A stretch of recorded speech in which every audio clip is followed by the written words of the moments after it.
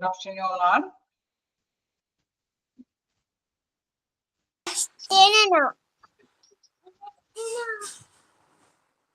Good afternoon, ma'am. Good afternoon. Good afternoon, ma'am. Good afternoon, Good madam. Good afternoon. അപ്പോൾ നമുക്ക് front ഓഫീസിൽ എടുക്കാം. Good afternoon മോനോ. നമുക്ക് ക്ലാസ്സിലേക്ക് എടുക്കാം. എന്താണ് നമുക്കറിയാം ക്ലാസ്സില് നമ്മൾ ഡിസ്കസ് ചെയ്തത് ഫ്രണ്ട് ഓഫീസാണ്. ഓഫീസിന്റെ കുറച്ച് ഭാഗങ്ങളെ എവിടെ വരെ നമ്മൾ ഡിസ്കസ് ചെയ്തു? ടൈമിംഗ് വരെയാണ് നമ്മൾ ഡിസ്കസ് ചെയ്തത്. നിങ്ങൾ വായിച്ചു നോക്കിയിരുന്നോ? എന്തെങ്കിലും ഡൗട്ടുകൾ ഉണ്ടോ?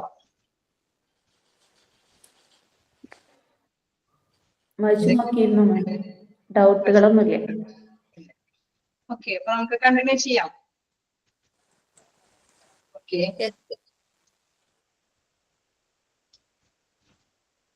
ഇപ്പൊ നമ്മൾക്കറിയാം അല്ലെ, ഫ്രണ്ട് ഓഫീസിലെ കാര്യങ്ങള് പ്രധാനമായിട്ടും റിസപ്ഷനിസ്റ്റിന് വേണ്ടി ഇരിക്കേണ്ട കുറച്ച് കാര്യങ്ങളൊക്കെ പല തരത്തില് ഫ്രണ്ട് ഓഫീസ് എന്നുള്ള വിങ് വ്യത്യസ്ത തരത്തിലുള്ള ജോബ് പ്രദാനം ചെയ്യുന്നുണ്ട് എന്നുള്ള കാര്യമൊക്കെ നമ്മൾ ഡിസ്കസ് ചെയ്തു. ഏത് മേഖലയിലാണോ ആ മേഖലയുമായി ബന്ധപ്പെട്ട പ്രത്യേകമായ ഡ്യൂട്ടി അവര് കൈകാര്യം ചെയ്യേണ്ടതായിട്ട് വരും. പിന്നെ 24 hours അവരുടെ വർക്കിംഗ് അവേഴ്സ് ആണ്. 3 ഷിഫ്റ്റ് ആയിട്ടാണ് സാധാരണയായിട്ട് റിസപ്ഷനിസ്റ്റിന്റെ ഡ്യൂട്ടി അറേഞ്ച് ചെയ്യുന്നത്. ഇനി നമുക്ക് നോക്കാനുള്ളത് എന്താണ്? Hospital front desk executive or hospital receptionist. നമുക്കറിയാം വ്യത്യസ്ത പേരുകളിൽ തന്നെയാണ് ഇത് അറിയപ്പെടുന്നത് അല്ലെ. ഒരു എക്സിക്യൂട്ടീവിന്റെ പൊസിഷൻ അല്ലെങ്കിൽ റിസപ്ഷനിസ്റ്റിന്റെ പൊസിഷൻ ഒക്കെ ആയിട്ടായിരിക്കും വ്യത്യസ്ത ലേബലിലാണ് ഈ ഒരു ജോബ് അറിയപ്പെടുന്നത്. ചില സ്ഥാപനങ്ങളിൽ ഞാൻ നേരത്തെ പറഞ്ഞു ഡെന്റൽ കെയർ അല്ലെ, അങ്ങനെയൊക്കെയുള്ള ചെറിയ ചെറിയ ക്ലിനിക്കും കാര്യങ്ങളൊക്കെ ആവുമ്പോൾ അവർക്ക് എന്താണ് ഈ അപ്പോയിന്റ്മെന്റ്സും കാര്യങ്ങളൊക്കെ ഷെഡ്യൂൾ ചെയ്യുന്നതിന്റെ ഒപ്പം തന്നെ ഡോക്ടേഴ്സിനെ എല്ലാം അസിസ്റ്റ് ചെയ്യേണ്ട ഡ്യൂട്ടിയും കൂടിയും ഉണ്ടാവാം. ചിലപ്പോഴൊക്കെ വലിയ ഹോസ്പിറ്റലൊക്കെ ആവുമ്പോൾ ഫ്രണ്ട് ഡെസ്ക് അതില് ഫ്രണ്ട് ഓഫീസിന്റെ ക്ലറിക്കൽ ഡ്യൂട്ടീസ് മാത്രമായിരിക്കും പ്രധാനമായിട്ടും അവര് ചെയ്തു കൊണ്ടുപോകേണ്ടി വരുന്നത്. അപ്പൊ അത്തരം കാര്യങ്ങളാണ് ഇതില് പ്രധാനമായിട്ടും ഡിസ്കസ് ചെയ്യുന്നത്. എന്താണ് hospital front office executive is a person who works in the hospital front office and manages various tasks. അതായത് വ്യത്യസ്ത ജോലികൾ അല്ലെ, വ്യത്യസ്ത ജോലി നിർവഹങ്ങളായിരിക്കും അവരെ ഏൽപ്പിച്ചിരിക്കുന്നത്. അതനുസരിച്ചിട്ട് ഏൽപ്പിച്ചിരിക്കുന്നത് എന്ത് ഉത്തരവാദിത്വമാണോ അതനുസരിച്ചിട്ടുള്ള കാര്യങ്ങൾ ചിലപ്പോ ഞാൻ നേരത്തെ പറഞ്ഞ മാതിരി ഫോൺ അറ്റൻഡ് ചെയ്യേണ്ടതുണ്ടാവും. കസ്റ്റമേഴ്സിന് എന്തെങ്കിലും ഇൻഫോർമേഷൻസ് എല്ലാം പങ്കുവെച്ച് കൊടുക്കേണ്ടതുണ്ടാവും. അഡ്മിഷനും കാര്യങ്ങളൊക്കെ അല്ലെ, നമുക്ക് പേഷ്യൻസിന്റെ അഡ്മിഷനും കാര്യങ്ങളൊക്കെ റെക്കോർഡ് ചെയ്യേണ്ടതുണ്ടാവും. ഇൻ കേസ് എന്താണ് മറ്റു ഡിപ്പാർട്ട്മെന്റ് ബേസിൽ എന്തെങ്കിലും കാര്യങ്ങളൊക്കെ ചോദിച്ചറിയുന്നുണ്ടെങ്കിൽ അല്ലെ, സിസ്റ്റത്തിലെ ചോദിക്കുന്ന അനുസരിച്ചിട്ട് അവർക്ക് അതിൻ്റെതായ മറുപടികളൊക്കെ ഷെയർ ചെയ്യേണ്ടതുണ്ടാവും. അത്തരത്തിലുള്ള ഡ്യൂട്ടികൾ വ്യത്യസ്ത തരത്തിലുള്ള ടാസ്കുകളെല്ലാം അവർ ഏൽപ്പിച്ചിരിക്കേണ്ട വ്യത്യസ്ത തരത്തിലുള്ള ടാസ്കുകളെല്ലാം ഓഫീസ് സംബന്ധമായിട്ടുള്ള ടാസ്കുകളായിരിക്കും പ്രധാനമായിട്ടും റിസപ്ഷനിസ്റ്റിന് ചെയ്യേണ്ടി വരുന്നത്. നെക്സ്റ്റ് പറയുന്നത് he or she is responsible for basic clerical tasks such as answering phones, greeting patients and visitors and scheduling appointments in a professional and timely manner. ഇത് പ്രധാനമായിട്ടും പറയുന്നത് ഏതൊരു സമയത്ത് അല്ലെ, സമയക്രമത്തിനനുസരിച്ചിട്ട് തന്നെ അവർക്ക് ഈ അവരുടെ ഏൽപ്പിച്ചിരിക്കുന്ന ഡ്യൂട്ടി ചെയ്തു തീർക്കേണ്ടതായിട്ട് വരും. നമുക്കറിയാം പ്രയോറിറ്റി കൊടുക്കേണ്ടതനുസരിച്ചിട്ട് ചിലപ്പോ ഏറ്റവും ആദ്യം മുൻഗണന അനുസരിച്ചിട്ട് ചില കാര്യങ്ങളൊക്കെ അവർക്ക് ആദ്യം ചെയ്യേണ്ടതായിട്ട് വരും അല്ലെ. ചിലപ്പോ ഒരുപക്ഷെ ഫോൺ അറ്റൻഡ് ചെയ്യേണ്ടതുണ്ടാവും, ഒപ്പം ഇൻഫോർമേഷൻസ് ഒക്കെ പകർന്നു കൊടുക്കുന്നതിന്റെ ഇടയ്ക്കായിരിക്കും ചിലപ്പോ എത്രയെങ്കിലും അല്ലെ കുറച്ചും കൂടി സീരിയസ് ആയിട്ട് ഒരു പേഷ്യന്റിനെ കൊണ്ടുവരുന്നത്. അപ്പൊ അവരുടെ അഡ്മിഷൻ അല്ലെങ്കിൽ അവര് എമർജൻസി ആയിട്ട് ഡോക്ടറിനെ കാണിക്കേണ്ടതുണ്ടെങ്കിൽ ഫസ്റ്റ് അല്ലെ പ്രയോറിറ്റി കൊടുക്കേണ്ടതായിട്ട് വരുന്നത് അത്തരം ടാസ്കുകളായിരിക്കും. അപ്പൊ ടൈമിലി മാനറിൽ തന്നെ ഇവര് ഏൽപ്പിച്ചിരിക്കുന്ന ഉത്തരവാദിത്തങ്ങൾ കൃത്യമായിട്ട് തന്നെ ഷെഡ്യൂൾ ചെയ്ത് അവര് നിർവഹിക്കേണ്ടതായിട്ട് വരും. നെക്സ്റ്റ് പറയുന്നു most medical receptionist work in A physicians office, dentist office, then hospital or another medical facilities. സാധാരണയായിട്ട് പ്രധാനമായിട്ടും എന്താണ് റിസപ്ഷനിസ്റ്റിന്റെ പോസ്റ്റ് ഫിസിഷ്യന്റെ ഒക്കെ ഓഫീസിൽ അല്ലെങ്കിൽ ഡെന്റൽ ഓഫീസ് ഹോസ്പിറ്റലിലൊക്കെ പ്രധാനമായിട്ടും ഈ ഒരു റിസപ്ഷനിസ്റ്റിന്റെ പോസ്റ്റ് പ്രധാനമായിട്ട് കണ്ടുവരാറുണ്ട് എന്നുള്ളതാണ്. വീണ്ടും പറയുന്നു, ഞാൻ നേരത്തെ പറഞ്ഞ മാറ്റർ ആണ് ഇവിടെ പറയുന്നത്. In smaller offices medical receptionist will be responsible for both administrative and clinical duties. ചെറിയ ചെറിയ റിസപ്ഷനിസ്റ്റ് അല്ലെ, ചെറിയ ചെറിയ ഫേമുകളൊക്കെ ആണെങ്കിൽ അവരെന്താണ്, എന്റെ പേര് സോളിനാണ്, യൂണിറ്റിന്റെ പേരാണെങ്കിൽ പോസ്റ്റിന്റെ പേരാണെങ്കിൽ ഫ്രണ്ട് ഓഫീസ്. ഓക്കെ, എന്താണ് നമുക്ക് മിക്കവാറും 8th ചാപ്റ്റർ ആയിരിക്കും. പേജ് നമ്പറൊക്കെ ഷെയർ ചെയ്യുന്നുണ്ട്. Front office department work for ഫങ്ഷൻസിന്റെ നിങ്ങൾ പരസ്പരം പേജസ് ഒക്കെ നിങ്ങൾ പരസ്പരം തന്നെ ഷെയർ ചെയ്യുക, കാരണം ഞങ്ങൾക്ക് ഉണ്ടായിരിക്കുന്നത് വ്യത്യസ്തമായിരുന്നു. ഓക്കെ, അപ്പൊ നമുക്ക് കണ്ടിന്യൂ ചെയ്യാം. എന്താണ്, ചെറിയ ചെറിയ ഓഫീസുകളൊക്കെ ആണെങ്കിൽ എന്താണ് പ്രധാനമായിട്ടും അവർക്ക് 1-2 ഡ്യൂട്ടീസുകൾ ഉണ്ടാവും അല്ലെ. ഡോക്ടേഴ്സിന്റെ ഹെൽപ്പ് ചെയ്യേണ്ട ഡ്യൂട്ടീസും ഉണ്ടാവും, തന്നെ ക്ലറിക്കൽ ആയിട്ടുള്ള അപ്പോയിന്റ്മെന്റ്സും കാര്യങ്ങളെല്ലാം ഷെഡ്യൂൾ ചെയ്ത് കൊടുക്കേണ്ട ഡ്യൂട്ടീസും ഉണ്ടാവും. In largest offices they may only be responsible for a administrative or clerical duties. അതായത് ഭരണനിർവഹണ മേഖല എന്ന രീതിയിൽ ക്ലറിക്കൽ ആയിട്ടുള്ള ഓഫീസ് വർക്ക് കാര്യങ്ങളായിരിക്കും, അല്ലെങ്കിൽ അല്ലെ അപ്പോയിന്റ്മെന്റ്സും കാര്യങ്ങളൊക്കെ ഷെഡ്യൂൾ ചെയ്ത് കൊടുക്കേണ്ട മെയിൻ ഡ്യൂട്ടീസ്. നമുക്കറിയാം, വലിയ വലിയ ഹോസ്പിറ്റലിലെ വിങ്ങില് അല്ലെ റിസപ്ഷനിസ്റ്റിന്റെ പോസ്റ്റിൽ എന്ന് പറഞ്ഞാൽ ആ പോസ്റ്റിൽ തന്നെ ഇൻഫോർമേഷൻസ് ഒക്കെ കൈകാര്യം ചെയ്യുന്ന അല്ലെങ്കിൽ അഡ്മിഷനും കാര്യങ്ങളൊക്കെ ആയിരിക്കും പ്രധാനമായിട്ടും ഉണ്ടാവുക അല്ലെ. ക്ലറിക്കൽ പ്രധാനമായിട്ടും ഡോക്ടേഴ്സിന് അസിസ്റ്റ് ചെയ്യുന്ന ജോലികളൊക്കെ ചെയ്യോ? ഇല്ല. അത് വലിയ വലിയ ഫേമുകളാണെങ്കിൽ ചെറിയ ചെറിയ ക്ലിനിക്കൽ സെന്ററുകളിൽ ഇത്തരത്തിലുള്ള 2 ഡ്യൂട്ടിയും ചെയ്യേണ്ടതായിട്ടുണ്ട്. And the position is referred to as a medical office assistant, medical assistant, receptionist or healthcare administrative profession. അപ്പൊ നിങ്ങൾ ഇതെല്ലാം നോട്ട് ചെയ്ത് വെക്കുക. അതായത് വ്യത്യസ്ത ലേബലുകളിൽ അല്ലെ, വ്യത്യസ്ത പേരുകളിലുള്ള ഈ ഒരു റിസപ്ഷനിസ്റ്റിനെ എന്താ പറയാ അറിയപ്പെടാനായിട്ട് സാധിക്കും. ഒന്നില്ലെങ്കിൽ മെഡിക്കൽ ഓഫീസർ അസിസ്റ്റന്റിനോ, മെഡിക്കൽ അസിസ്റ്റന്റിനോ, അല്ലെങ്കിൽ റിസപ്ഷനിസ്റ്റിനോ, അല്ലെങ്കിൽ എന്താണ് ഹെൽത്ത് കെയർ അഡ്മിനിസ്ട്രേറ്റീവ് പ്രൊഫഷൻ എന്നൊക്കെ വ്യത്യസ്ത രീതിയിൽ വ്യത്യസ്ത പേരുകളിൽ ഇദ്ദേഹത്തെ അറിയപ്പെടാമെന്നുണ്ട്. അതെല്ലാം ചിലപ്പോഴൊക്കെ റയറായിട്ടൊക്കെ ക്വസ്റ്റ്യനിൽ ചോദിക്കാറുണ്ട്, അത് കാണാറുണ്ട്. അപ്പൊ അതൊക്കെ ഒന്ന് ജസ്റ്റ് നോട്ട് ചെയ്ത് വെക്കുക. അപ്പൊ 1-2 കാര്യങ്ങളാണ് അതിൽ പ്രധാനമായിട്ടും. ചെറിയ ഓഫീസുകളാണെങ്കിൽ അതും ഒന്ന് ജസ്റ്റ് നോട്ട് ചെയ്ത് വെക്കുക. എന്താണ്, they may only be responsible for administrative or clerical duties. Large ഓഫീസുകളാണെങ്കിൽ, ചെറിയ ഓഫീസുകളാണെങ്കിൽ എന്താണ് both administrative and clinical duties അവര് ഹാൻഡിൽ ചെയ്യേണ്ടതായിട്ട് വരും. ഓക്കെ, അപ്പൊ ആ 2 പോയിന്റ്സും നോട്ട് ചെയ്യാം. ഒപ്പം തന്നെ വ്യത്യസ്ത പേരുകളിൽ റിസപ്ഷനിസ്റ്റിനെ അറിയപ്പെടാമെന്നുള്ളത്. ഓക്കെ, ക്ലിയർ അല്ലേ? എന്തെങ്കിലും ഉണ്ടെങ്കിൽ ചോദിക്കാം.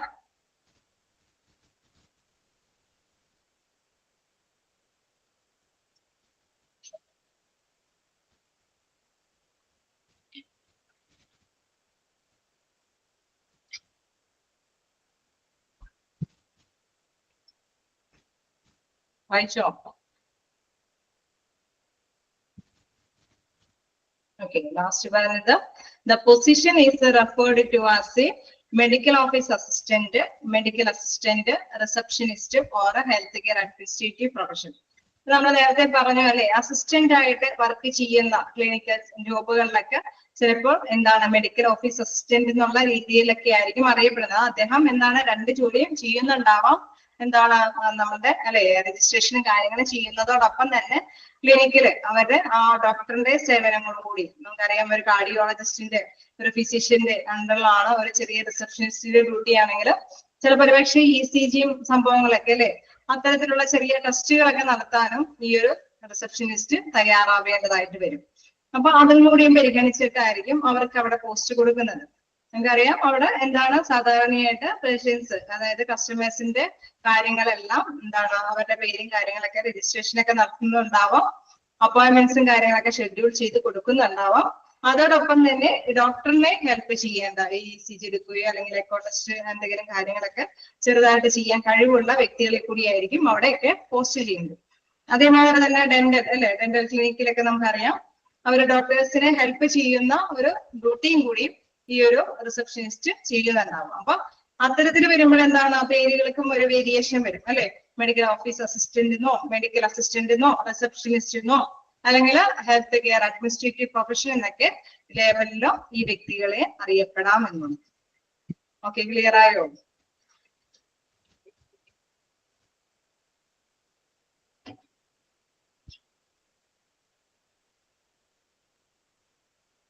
കണ്ടിന്യൂ ചെയ്തോട്ടെ?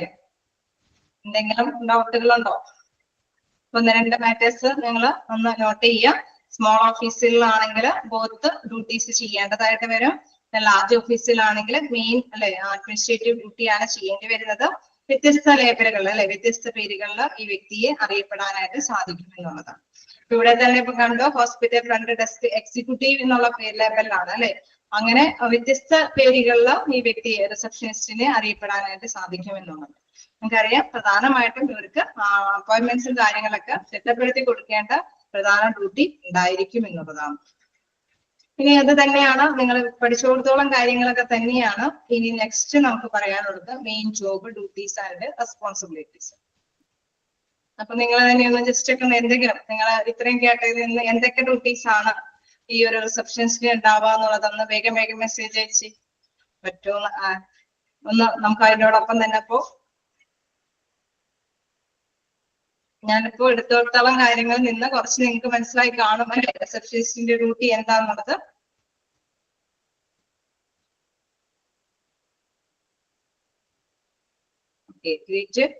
പേഷ്യൻസിനെ എപ്പോഴും നല്ല രീതിയിൽ തന്നെ വെൽക്കം ചെയ്യണം അല്ലെ. അത് തന്നെയാണ് ഫസ്റ്റ് പോയിന്റ് ആയിട്ട് പറയുന്നത്. പേഷ്യൻസിന് വിസിറ്റേഴ്സിന് പേഴ്സണലി എന്താണ് ഫോണിലാണെങ്കിലും വെൽക്കം ചെയ്യണം എന്നുള്ളത്. നെക്സ്റ്റ് സെക്കൻഡ് മെസ്സേജ് കണ്ടായിരുന്നു അപ്പോയിന്റ്മെന്റ്സ് കാര്യങ്ങൾ ചെയ്യണമെന്ന്. തേർഡ് പോയിന്റിൽ പറഞ്ഞു അല്ലെ ഫോണുകളെ അറ്റൻഡ് ചെയ്യണമെന്ന് പറഞ്ഞു. ഫോൺ കോൾസുകൾ അല്ലെ ഏത് ഫോൺ എവിടെ നിന്ന് വിളിച്ചാലും ഫോൺ കോളുകൾ എടുത്ത് റെസ്പോണ്ട് അവർ ചോദിക്കുന്ന ചോദ്യങ്ങൾക്ക് കൃത്യമായിട്ട് തന്നെ ഇൻഫോർമേഷൻസ് അവർക്ക് പറഞ്ഞു കൊടുക്കേണ്ടതായിട്ട് വരും. അപ്പോയിന്റ്മെന്റ് കാര്യങ്ങളാണെങ്കിൽ അത് കൃത്യമായിട്ട് തന്നെ ഷെഡ്യൂൾ ചെയ്ത് അവർക്ക് മനസ്സിലാക്കി കൊടുക്കേണ്ടതായിട്ട് വരും. അപ്പൊ ഇത്തരത്തിലുള്ള കാര്യങ്ങളൊക്കെ തന്നെയാണ് ഇതിൽ ഉടനീളം പറയുന്നത്. ഫസ്റ്റ് പോയിന്റ് വൺ ബൈ ആയിട്ട് നമുക്ക് നോക്കാം. Welcomes and greets all patients and visitors personally or over the phone. അതായത് ഓരോ പേഷ്യൻസിന് മുന്നിൽ അല്ലെ ചിലപ്പോ വേണമെങ്കിൽ നേരിട്ട് വന്ന് അപ്പോയിന്റ്മെന്റും കാര്യങ്ങൾ എടുക്കുന്നവരുണ്ടാവാം. ഫോണിൽ കൂടെ അപ്പോയിന്റ്മെന്റും കാര്യങ്ങളൊക്കെ അല്ലെ എടുക്കുന്നവരുണ്ടാവാം. അതോടൊപ്പം തന്നെ വേറെ എന്തെങ്കിലും കാര്യത്തിന് അല്ലെ എന്തെങ്കിലും കാര്യത്തിന് വേണ്ടിയിട്ട് പേഴ്സണലി അവര് എന്തെങ്കിലും കാര്യങ്ങൾ അന്വേഷിക്കാൻ വേണ്ടിയിട്ടൊക്കെ വിളിക്കുന്നവരുണ്ടാവും. അപ്പൊ അവരെല്ലാം തന്നെ എങ്ങനെയാണ് നമ്മള് നല്ല രീതിയിൽ റിസപ്ഷനിസ്റ്റ് നല്ല രീതിയിൽ തന്നെ വെൽക്കം ചെയ്യും. നമുക്കറിയാം ഒരു ഗുഡ് ഈവനിങ് അല്ലെങ്കിൽ ഗുഡ് ആഫ്റ്റർനൂൺ അല്ലെങ്കിൽ ഗുഡ് മോർണിംഗ് ഏത് സമയമാണോ ആ സമയത്തിനനുസരിച്ചിട്ട് തന്നെ നല്ല രീതിയിൽ തന്നെ വെൽക്കം ചെയ്തിരിക്കണം. അതൊരു പ്രധാനപ്പെട്ട കാര്യമാണ്, ഡ്യൂട്ടി തന്നെയാണ്. നെക്സ്റ്റ് എന്ന് പറയുന്നത് the receptionist even if you cannot verbally greet the patient, getting eye contact with them lets them know you are aware of their presence and will get to them as soon as possible. എന്താ ഇവിടെ മീൻ ചെയ്യുന്നത്? നമ്മൾ കണ്ടായിരുന്നു അല്ലെ ഒരു റിസപ്ഷനിസ്റ്റിന് പല ടാസ്കുകളും ഒന്നിച്ച് ചിലപ്പോൾ ചെയ്യേണ്ടതായിട്ട് അല്ലെ. മുൻപില് ഒന്നിച്ച് 2-3 ടാസ്കുകളൊക്കെ ഒന്നിച്ച് വന്നെന്ന് വരും. ചിലപ്പോൾ ഫോൺ അറ്റൻഡ് ചെയ്യേണ്ടതായിട്ട് വരും. എന്താണ് ഫ്രണ്ടില് ഇൻഫോർമേഷൻസ് കളക്ട് ചെയ്യാനായിട്ട് കസ്റ്റമേഴ്സ് ഉണ്ടാവും, അവർക്ക് ആൻസേഴ്സ് കൊടുക്കേണ്ടതുണ്ടാവും. ചിലപ്പോൾ ഡിപ്പാർട്ട്മെന്റ് ബേസ് ആയിട്ട് എന്തെങ്കിലും കാര്യങ്ങളൊക്കെ ചോദിച്ചറിയാനുണ്ടാവും. അപ്പൊ അതിന്റെ ഇടയ്ക്ക് ആയിരിക്കും ചിലപ്പോൾ ഒരു പേഷ്യന്റിനെ അർജന്റിൽ കാണിക്കാനൊക്കെ ആയിട്ട് വരുന്നത്. അങ്ങനെ വ്യത്യസ്ത ടാസ്കുകളൊക്കെ വരുമ്പോഴെന്താണ് പ്രധാനമായിട്ടും എല്ലാവരെയും അല്ലെ നമ്മൾ ശ്രദ്ധിക്കുന്നുണ്ട് എന്ന പ്രസൻസ് അവരെല്ലാം സാന്നിധ്യം അവരെ നമ്മൾ ശ്രദ്ധിക്കുന്നുണ്ട് എന്ന് അവർക്ക് ഉറപ്പ് വരുത്തേണ്ടതുണ്ട്. ചിലപ്പോൾ ഒരു ഫോൺ അറ്റൻഡ് ചെയ്യുന്ന നേരത്തായിരിക്കും ഒരാള് ഇൻഫോർമേഷൻസ് കളക്ട് ചെയ്യാൻ വരുന്നത്. അപ്പൊ അത് തന്നെ അവിടെ പറയുന്നത് എന്താണെന്ന് വെച്ചാൽ even you cannot verbally greet the patient. ഒരിക്കലും എന്താണ് വെറുതെ പേഷ്യന്റിനെ വെർബലി ഒന്ന് ഗ്രീറ്റ് ചെയ്താൽ മാത്രം പോരാ. Getting eye contact with them let's them know. Okay അത് തന്നെയാണ് ഉദ്ദേശിക്കുന്നത്. എന്താണ് then you are aware of their presence and will get to them as soon as possible. കണ്ടുകൊണ്ടെങ്കിലും നിങ്ങളുടെ പ്രസന്റ് അല്ലെ ഞാൻ മനസ്സിലാക്കുന്നുണ്ട് എന്ന് അവരെ ഒന്ന് ബോധ്യപ്പെടുത്തണം. ഫോൺ അറ്റൻഡ് ചെയ്യായിരിക്കും, ഓക്കെ ഫോണിൽ ആൻസർ കൊടുക്കാം, പക്ഷെ പ്രസന്റലി മുന്നിൽ വന്നിരിക്കുന്ന കസ്റ്റമേഴ്സിന് അവരെ ഓക്കെ എൻഗേജ് ചെയ്തു എന്നുള്ള ഒരു മനോഭാവത്തോടെ കണ്ടുകൊണ്ടെങ്കിലും അവരെ ഒരു വെർബലി നമ്മൾ ഗ്രേറ്റ് ചെയ്താൽ മാത്രം പോരാ, അവരെ ഒന്ന് ഐ പ്രസന്റ് അല്ലെ ഐ കോണ്ടാക്ട് ചെയ്യാം. കേസ് ഗുഡ് മോർണിംഗ് എന്ന് പറഞ്ഞുകൊണ്ട് ചിലപ്പോൾ വേറെ ഡ്യൂട്ടിക്ക് പോയി കഴിഞ്ഞാൽ അവര് അല്ലെ അവർക്കത് സംതൃപ്തി ആവണമെന്നില്ല. അവരെന്തെങ്കിലും ചിലപ്പോൾ റെക്കോർഡും കാര്യങ്ങളും ചെയ്തുകൊണ്ട് ഇരിക്കുകയായിരിക്കും. ഫ്രണ്ടിൽ ഇരിക്കുന്ന വ്യക്തിയെ എന്താണ് ജസ്റ്റ് ഒന്ന് വെൽക്കം ചെയ്താൽ മാത്രം പോരാ, അവരെ ഒന്ന് അല്ലെ നിങ്ങളുടെ പ്രസന്റ് ഞാൻ മനസ്സിലാക്കുന്നുണ്ട് എന്ന് മനസ്സിലാക്കത്തക്ക വിധത്തില് ഒരു പ്രസൻസ് അവരെ മുമ്പിൽ കാഴ്ചവെക്കണം എന്നുള്ളതാണ് ഇവിടെ പറയുന്നത്. Okay, the receptionist, even if you cannot verbally greet the patient, getting eye contact with them lets them know you are aware of their presence and will get to them as soon as possible. Then അതിനനുസരിച്ചിട്ട് ചിലപ്പോൾ അവരുടെ കാര്യങ്ങളൊക്കെ ചെയ്യാം, then അവരായിട്ട് meet ചെയ്യാം അല്ലെ, അവരുടെ കാര്യങ്ങളൊക്കെ ചെയ്തു കൊടുക്കാനായിട്ട് സാധിക്കും. അപ്പൊ അവർക്ക് ഹാപ്പി ആയിരിക്കും അല്ലെ, കസ്റ്റമേഴ്സിന് ഓക്കെ എന്നെ ഒന്ന് ശ്രദ്ധിച്ചിട്ടുണ്ട്, ഞാൻ ഇവിടെ വന്ന കാര്യം അവർക്ക് മനസ്സിലായിട്ടുണ്ട് എന്നുള്ള കാര്യം അവർക്ക് ബോധ്യമാവുകയും അവരവരുടെ ഡ്യൂട്ടി ചെയ്യുന്നവരെ വെയിറ്റ് ചെയ്യാനായിട്ട് തയ്യാറാവുകയും ചെയ്യും എന്നുള്ളതാണ്. ഓക്കെ, അങ്ങനെ തന്നെ ഇല്ലേ? നമ്മളാണെങ്കിലും വലിയ എല്ലാ പേഷ്യൻസ് എല്ലാവരും തന്നെ തിരക്കേറിയ ജീവിതത്തിലാണ് അല്ലെ. അപ്പൊ എന്താണ്, നമ്മളൊക്കെ എന്തെങ്കിലും കാര്യത്തിന് വേണ്ടിയിട്ട് എവിടെയെങ്കിലും ചെന്നാലും ഏതൊരു റിസപ്ഷനിസ്റ്റിന്റെ മുമ്പിൽ ചെന്നപ്പെട്ടാലും അവിടെ അങ്ങനെ ഒരു മര്യാദ ഒരു റിസപ്ഷനിസ്റ്റ് കാണിക്കേണ്ടതായിട്ട് ഉണ്ട് എന്നുള്ളതാണ്. നെക്സ്റ്റ് എന്താ പറയുന്നത്, respond to enquiries by patients, positive patients and visitors in a courteous manner. Prospective patients, okay. Then എന്താ പറയുന്നത്, respond to enquiry by patients. നമ്മൾ എപ്പോഴും എന്താ ചോദിക്കുന്നത് അനുസരിച്ചിട്ട് തന്നെ അല്ലെ, അവര് എന്താണോ ചോദിക്കുന്നത് അതനുസരിച്ചിട്ട് തന്നെ അവർക്ക് കൃത്യമായിട്ട് മറുപടികൾ കൊടുക്കാനായിട്ട് തയ്യാറാവണം അല്ലെ. then എന്താ പറയുന്നത്, പ്രോസ്പെക്റ്റീവ് പേഷ്യൻസ് ആൻഡ് വിസിറ്റേഴ്സിന്റെ courteous manner, അതായത് ദീർഘവീക്ഷണത്തോടു കൂടിയിട്ട്. ഇപ്പൊ നമുക്കറിയാം ഒരു പേഷ്യന്റ് പറഞ്ഞു വരുന്നത് എന്താണെന്ന് അല്ലെ, റിസപ്ഷനിസ്റ്റിന് നമുക്കറിയാം എക്സ്പീരിയൻസ് ഉള്ളത് കൊണ്ട് പെട്ടെന്ന് തന്നെ മനസ്സിലാവാൻ സാധിക്കും അല്ലെ. ചിലപ്പോൾ എന്തെങ്കിലും രോഗാവസ്ഥയിലൊക്കെ വരുന്ന പേഷ്യൻസ് ഒക്കെ ആകുമ്പോൾ അവർക്ക് കൃത്യമായിട്ട് ചിലപ്പോൾ എന്താ ചെയ്യേണ്ടതെന്ന് അറിയാൻ പാടില്ലാതിരിക്കും അല്ലെ.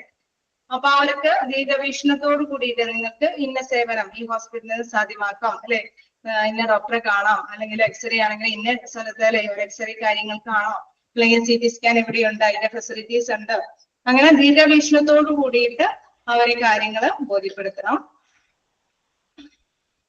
ഓക്കെ, പെർസ്പെക്റ്റീവ് എന്ന് പറയുന്നത് അതാണ്, ദീർഘവീക്ഷണത്തോട് ഒന്നുകൂടി അല്ലെ, മുൻകൂട്ടി കാണാനുള്ള ഒരു വിവേകം. പേഷ്യന്റ് എന്താണോ പറഞ്ഞു വരുന്നത് അല്ലെ, അത് എന്താണെന്ന് മനസ്സിലാക്കി എടുക്കാനുള്ള ഒരു കഴിവ്. then എന്താ പറയുന്നത്, and visitors in a courteous manner, എപ്പോഴും എന്താണ് അവര് വിനയഭാവത്തോട് കൂടിയിട്ടായിരിക്കണം കസ്റ്റമേഴ്സിനോട് അല്ലെങ്കിൽ വിസിറ്റേഴ്സിനോട് സന്ദർശകരോട് പെരുമാറേണ്ടത് എന്നുള്ളത്. Respond to enquiry by patients, patients ചോദിക്കുന്നതിനെല്ലാം തന്നെ റെസ്പോണ്ട് ചെയ്യണം. then എന്താണ്, ദീർഘവീക്ഷണത്തോട് കൂടിയിട്ട് ആയിരിക്കണം ഇങ്ങനെ റെസ്പോണ്ട് ചെയ്യേണ്ടത്. then എന്താണ്, അത് മാത്രമല്ല നല്ല വിനയത്തോട് അല്ലെ മര്യാദയോട് കൂടിയിട്ടും എന്താണ് റെസ്പോണ്ട് ചെയ്യാനായിട്ട് തയ്യാറാവണം എന്നുള്ളത്. ഓക്കെ, ക്ലിയർ ആണോ? ഇപ്പം 2-3 പോയിന്റ് നമ്മൾ കണ്ടു. ഇനി നെക്സ്റ്റ് ഉള്ളത്, register new patients according to established protocols. അതായത് നമുക്കറിയാം ഓരോ ഹോസ്പിറ്റലും അതിൻ്റെതായ പ്രോട്ടോകോൾ ഉണ്ടാവും അല്ലെ, ഏത് രീതിയിലാണ് ഓരോ വ്യക്തികളെ ഇത്ര സമയത്തിനുള്ളിലൊക്കെ വരുന്നത് അനുസരിച്ചിട്ട് തന്നെ ഷെഡ്യൂൾ ചെയ്ത് അവർക്ക് അപ്പോയിന്റ്മെന്റ്സും കാര്യങ്ങളൊക്കെ രജിസ്റ്റർ ചെയ്യേണ്ടതുണ്ടാവും. ഇപ്പൊ പുതിയ പേഷ്യന്റ് ആണെങ്കിലും അവരെ എങ്ങനെയാണ് റെക്കോർഡ് ചെയ്യേണ്ടത്, അവരെ ഏത് രീതിയിൽ ഏത് സമയക്രമം അനുസരിച്ചിട്ട് ഷെഡ്യൂൾ ചെയ്ത് കൊടുക്കണോ ആ രീതിയിൽ തന്നെ അവർക്കൊക്കെ അപ്പോയിന്റ്മെന്റ്സ് കൊടുക്കണം. Register new patients according to established protocols, അവിടെയുള്ള പ്രോട്ടോകോൾ അനുസരിച്ചിട്ട് തന്നെ രജിസ്ട്രേഷൻ നിർവഹിക്കുന്നു. then എന്താണ്, register new patients and updates existing patient demographics by collecting detailed patient information that includes personal and financial information. നമുക്കറിയാം ഈ പേഷ്യൻസിന്റെ എല്ലാ തരത്തിലുള്ള റെക്കോർഡ്സ് അല്ലെ, നമ്മൾ അറിയാം അല്ലെ, ഡെമോഗ്രാഫ് എന്നൊക്കെ പറയുമ്പോൾ എന്താണ്, ഏജും ജെൻഡറും അങ്ങനെയുള്ള കാര്യങ്ങളെല്ലാം അല്ലെ എല്ലാം നമ്മൾ രേഖപ്പെടുത്തണം. രജിസ്ട്രേഷൻ എന്നുള്ള രീതിയിൽ റിസപ്ഷനിസ്റ്റ് എല്ലാം രേഖപ്പെടുത്തേണ്ടതുണ്ട്. ഒപ്പം തന്നെ എന്താ പറയുന്നത്, patient informations that includes personal and financial informations. നമുക്കറിയാം ചിലപ്പോ ഇൻഫോർമേഷൻസിൽ ഇൻഷുറൻസും കാര്യങ്ങളൊക്കെ ഉണ്ടെങ്കിൽ അത്തരം കാര്യങ്ങൾ കൂടി ഫിനാൻഷ്യൽ ആയിട്ടുള്ള മാറ്റേഴ്സും കൂടി ഈ രജിസ്ട്രേഷന്റെ സമയത്ത് രേഖപ്പെടുത്തണം എന്നുള്ളത്. ഓക്കെ, ഫസ്റ്റ് വണ്ണില് പറയുന്നത് ന്യൂ പേഷ്യൻസ് ആകുമ്പോൾ ആ പ്രോട്ടോകോൾ അനുസരിച്ചിട്ട് രജിസ്ട്രേഷൻ നടത്താം. സെക്കൻഡ് വണ്ണില് പേഴ്സണൽ ആയിട്ടുള്ള ഡാറ്റാസ് ഒക്കെ കളക്ട് ചെയ്യുന്നതോടൊപ്പം തന്നെ ഫിനാൻഷ്യൽ ഇൻഫോർമേഷൻസും കളക്ട് ചെയ്യണമെന്ന്. നെക്സ്റ്റ് എന്താണ്, നെക്സ്റ്റ് ഡ്യൂട്ടി എന്ന് പറയുമ്പോൾ assist patients to complete all necessary forms and documentation including medical insurance. നമുക്കറിയാം ചിലപ്പോ അല്ലെ ഹോസ്പിറ്റലില് ഈ ഇൻഷുറൻസും കാര്യങ്ങളൊക്കെ ഉണ്ടെങ്കിൽ ചില ഫോമുകൾ കൂടി ആവശ്യമാണ്. അപ്പൊ അത്തരത്തിലുള്ള ഫോമുകൾ അതിൻ്റെതായ രേഖ കാര്യങ്ങളും എന്തെങ്കിലുമൊക്കെ ഉണ്ടെങ്കിൽ അതെല്ലാം എങ്ങനെയാണ് അതല്ലേ എങ്ങനെയൊക്കെയാണ് ഏതൊക്കെ ഫോം ചെയ്യണം ഏതൊക്കെ രീതിയിലായിരിക്കണം ഇൻഷുറൻസ് നടപടികളൊക്കെ ഉണ്ടായിരിക്കേണ്ടത് അതിന്റെ ഏതൊക്കെ ഫോമുകൾ എന്തെങ്കിലും ഫില്ലപ്പ് ചെയ്യേണ്ടതുണ്ടെങ്കിൽ അതൊക്കെ എന്താണെന്നുള്ളതൊക്കെ പറഞ്ഞ് വ്യക്തമാക്കി മനസ്സിലാക്കി കൊടുക്കണം എന്നുള്ളത്. Then വീണ്ടും പറയുന്നു ensure patients to complete all necessary forms and documentation including medical insurance. അത് മാത്രം പോരാ എന്താണ് മതിയായ ഫോമുകൾ ഉണ്ടെന്ന് അവര് ഉറപ്പുവരുത്തേണ്ടത് ചെയ്യണം. ഇൻഷുറൻസിന് ഉറപ്പുവരുത്തുക എല്ലാ ആവശ്യമായിട്ടുള്ള ഫോമുകളും ഡോക്യുമെന്റേഷനും എല്ലാം അല്ലെ എല്ലാ രേഖകളും എല്ലാം തന്നെ മെഡിക്കൽ ഇൻഷുറൻസുമായി ബന്ധപ്പെട്ട എല്ലാ രേഖകളും ഉണ്ട് എന്ന് ഉറപ്പുവരുത്തുകയും ചെയ്യേണ്ടതുണ്ട്. Then ensure patients information is accurate including billing information. മറ്റൊരു കാര്യമുള്ളത് നമുക്കറിയാം ഇൻഷുറൻസും കാര്യങ്ങളൊക്കെ ഉണ്ട് എന്ന് പറഞ്ഞാലും വ്യക്തമായ പേരുകൾ അല്ലെ അതിന്റെ അണ്ടറിൽ നമുക്കറിയാം പാരന്റ്സിനും കുട്ടികൾക്കും ഒക്കെ ആയിരിക്കും അല്ലെ ഏതെങ്കിലും ഒരു ഗവൺമെന്റ് എംപ്ലോയി അല്ലെങ്കിൽ ഇൻഷുറൻസുമായി ബന്ധപ്പെട്ട് എടുക്കുന്ന ഇതില് എന്താണ് ചില പേഴ്സൺസ് ചിലപ്പോൾ ഉണ്ടായിരുന്നു വരില്ല. അപ്പൊ അവരുമായി ബന്ധപ്പെട്ട ആ ഒരു നെയിമും കൂടി ഉള്ള ഇൻഷുറൻസ് തന്നെയാണോ എന്നുള്ളത് ഉറപ്പുവരുത്തേണ്ടതുണ്ട്. Insurance patient information is accurate എന്ന് വെച്ചാൽ കൃത്യതയുള്ളതാണ് ഇൻക്ലൂഡിംഗ് ബില്ലിംഗ് ഇൻഫോർമേഷൻ. ഓക്കെ, എന്നാൽ മാത്രമേ ഇൻഷുറൻസ് അവർക്കും നേടിയെടുക്കാൻ സാധിക്കുകയുള്ളൂ അല്ലെ പേരുകളൊക്കെ ഉണ്ടോ അത് കൃത്യമാണോ എല്ലാ കാര്യങ്ങളും ശരിയാണോ എന്ന് ഉറപ്പുവരുത്തേണ്ടതുണ്ട്. Then inform patients of medical officer procedure and policy.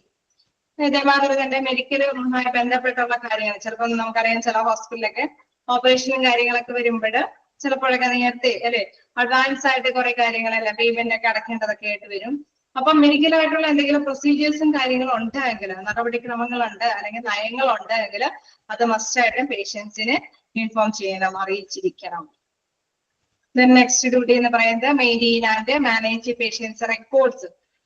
അതായത് നമുക്കറിയാം അല്ലെ ഒരു പേഷ്യന്റിന്റെ റെക്കോർഡുകൾ അത് ഇടയ്ക്കിടയ്ക്ക് ചിലപ്പോൾ ഇടയ്ക്കിടയ്ക്ക് ഫ്രീക്വന്റ്ലി ഇങ്ങനെ വിസിറ്റ് ചെയ്ത് പോകുന്ന പേഷ്യൻസ് ഒക്കെ ആണെങ്കിൽ അവരുടെ റെക്കോർഡൊക്കെ നന്നായിട്ട് തന്നെ അപ്ഡേറ്റ് ആയിട്ട് തന്നെ കാര്യങ്ങളെല്ലാം അതിലേക്ക് റെക്കോർഡ് ചെയ്യുന്നുണ്ട് എന്ന് ഉറപ്പുവരുത്തണം. ഇപ്പൊ വൺ ടൈം കണ്ടിട്ട് പിന്നെ കുറച്ച് നാൾ കഴിഞ്ഞിട്ടാണ് ഡോക്ടറിനെ വിസിറ്റ് ചെയ്യണമെങ്കിൽ അതിന്റെ കാര്യങ്ങളല്ലേ അതിന്റെ കുറച്ച് കാര്യങ്ങളിലേക്ക് മാറ്റങ്ങൾ സംഭവിച്ചിട്ടുണ്ടാവും.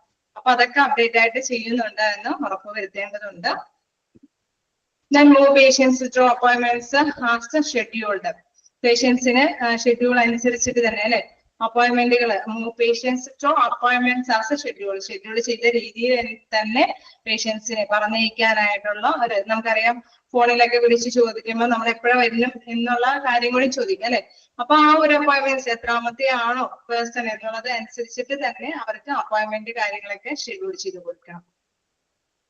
The next പറയുന്നത് facilitate patient flow by notifying the provider the patient's arrival, being aware of delays and communicating with the patients and the clinical staff. ഇതിൽ എന്താ പറയുന്നത് നമ്മളെ ഇപ്പോ ഡോക്ടറിനെ നേരത്തെ കൂട്ടി ബുക്ക് ചെയ്തു. അപ്പോ ബുക്ക് ചെയ്തതിനു ശേഷം എന്താ ചിലപ്പോഴായിരിക്കും ചില എന്തെങ്കിലും കാര്യങ്ങൾ അല്ലെ നമുക്ക് അറിയാം മനുഷ്യ സഹജമായിട്ട് നേരത്തെ കൂട്ടി ബുക്ക് ചെയ്തതനുസരിച്ചിട്ട് ഡോക്ടറെ കാണാൻ പറ്റാത്ത എന്തെങ്കിലും അസൗകര്യം വന്നു എന്ന് വെച്ചു. അത് കൃത്യമായിട്ട് നമ്മൾ എന്താണ് റിസപ്ഷനിസ്റ്റിനെ പറഞ്ഞ് മനസ്സിലാക്കുമ്പോൾ അവരുടെ ടൈമിൽ എന്തെങ്കിലും ഭേദഗതികൾ വരുത്തുകയാണെങ്കിൽ തീർച്ചയായിട്ടും അവരെന്താണ് അത് കൃത്യമായിട്ട് തന്നെ ആ ഒരു ഇപ്പൊ ഫിസിഷ്യനെ ആണെങ്കിൽ ആ ഫിസിഷ്യന്റെ അസിസ്റ്റന്റിനോട് പറഞ്ഞ് മനസ്സിലാക്കിയിട്ട് ഇവർക്ക് വീണ്ടും അല്ലെ ഒരു ടൈം സൗകര്യം മാറ്റി കൊടുക്കാനായിട്ട് തയ്യാറാവണം. നമുക്കറിയാം ചില ഹോസ്പിറ്റലൊന്നും അങ്ങനെ പറ്റിയെന്ന് വരില്ല, പക്ഷെ ചിലപ്പോഴെങ്കിലും അല്ലെ ഇങ്ങനെയുള്ള ഫെസിലിറ്റി അവർ പ്രദാനം ചെയ്യുന്നുണ്ട്. Facilitate patient flow by notifying the provider the patients arrival, being aware of delays അവർ വരാൻ വൈക്കും എന്നുള്ളത് കണ്ടെത്തി കഴിഞ്ഞാൽ മനസ്സിലാക്കിയാല് and communicating with patients and clinical staff ആ സ്റ്റാഫുമായിട്ട് അല്ലെങ്കിൽ പേഷ്യന്റുമായിട്ട് ഓക്കെ നിങ്ങൾക്ക് അറേഞ്ച് ചെയ്തിട്ടുണ്ട് നിങ്ങൾക്ക് ഇന്ന സമയത്ത് വന്നാൽ മതിയാവും അല്ലെ നേരത്തെ ബുക്ക് ചെയ്തതനുസരിച്ചിട്ട് അവർക്ക് വരാൻ പറ്റിയില്ല എങ്കിൽ സാഹചര്യങ്ങൾക്ക് അനുസരിച്ചിട്ട് ഒരു ചേഞ്ച് ചെയ്ത് കൊടുക്കാനുള്ള ഒരു അനുകൂല നടപടികളെയും റിസപ്ഷനിസ്റ്റ് സാധ്യമാക്കി കൊടുക്കേണ്ടതുണ്ട്. അതാണ് ആ പോയിന്റിൽ പറയുന്നത്. Facilitate patient flow by notifying the provider the patients arrival, being aware of delays and communicating with patients and clinical staff. Clear ആയോ എന്താണ് ആ പോയിന്റ് എന്ന്? അങ്ങനെയൊക്കെ ആർക്കെങ്കിലും സംഭവിക്കാറുണ്ടോ? നിങ്ങൾ കൃത്യമായിട്ട് തന്നെ നേരത്തെ കൂട്ടി ബുക്ക് ചെയ്തതനുസരിച്ചിട്ട് വെച്ച് അല്ലെ. ചിലപ്പോഴൊക്കെ നമുക്ക് എല്ലാവർക്കും സംഭവിക്കാറുള്ളത് തന്നെയാണ്. ചിലപ്പോഴൊക്കെ മാറ്റി അല്ലെ കൊടുക്കേണ്ടതൊക്കെ ആയിട്ട് വരും. ചിലപ്പോ റിസപ്ഷനിസ്റ്റ് ഹെൽപ്പ് ചെയ്യും അല്ലെ, പറഞ്ഞു നോക്കാം, ആ സ്റ്റാഫിനോട് നോക്കാം, ചിലപ്പോൾ സൗകര്യം ചെയ്തു കൊടുക്കും. ചിലപ്പോൾ റയറായിട്ടൊക്കെ ചിലപ്പോൾ കിട്ടിയെന്ന് വരുള്ളൂ, എങ്കിലും അങ്ങനെയൊക്കെ നടക്കാറുണ്ട്. നെക്സ്റ്റ് എന്താണ്? Answer incoming calls and deal with enquiries. Answers the phone while maintain polite, consistent phone manner using proper telephone etiquette. നമ്മൾ നേരത്തെ പറഞ്ഞ മാതിരി etiquette എന്ന് വെച്ചാൽ ഫോൺ etiquette, ടെലിഫോൺ etiquette എന്ന് വെച്ചാൽ നിങ്ങൾക്ക് നേരത്തെ ഞാൻ പറഞ്ഞു തന്നേക്കുന്നതാണോ, ഓർമ്മയുണ്ടോ എന്ന് അറിയാനാണ്.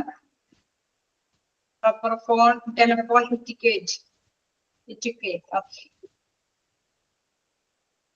ഫോണിന്റെ മര്യാദകൾ. ഓക്കെ, അതായത് ഫോൺ ഉപയോഗിക്കേണ്ട ആ ഒരു ആദ്യത്തെ മര്യാദ എഡ്യൂക്കേറ്റ് എന്ന് വെച്ച് കഴിഞ്ഞാൽ അതാണ്.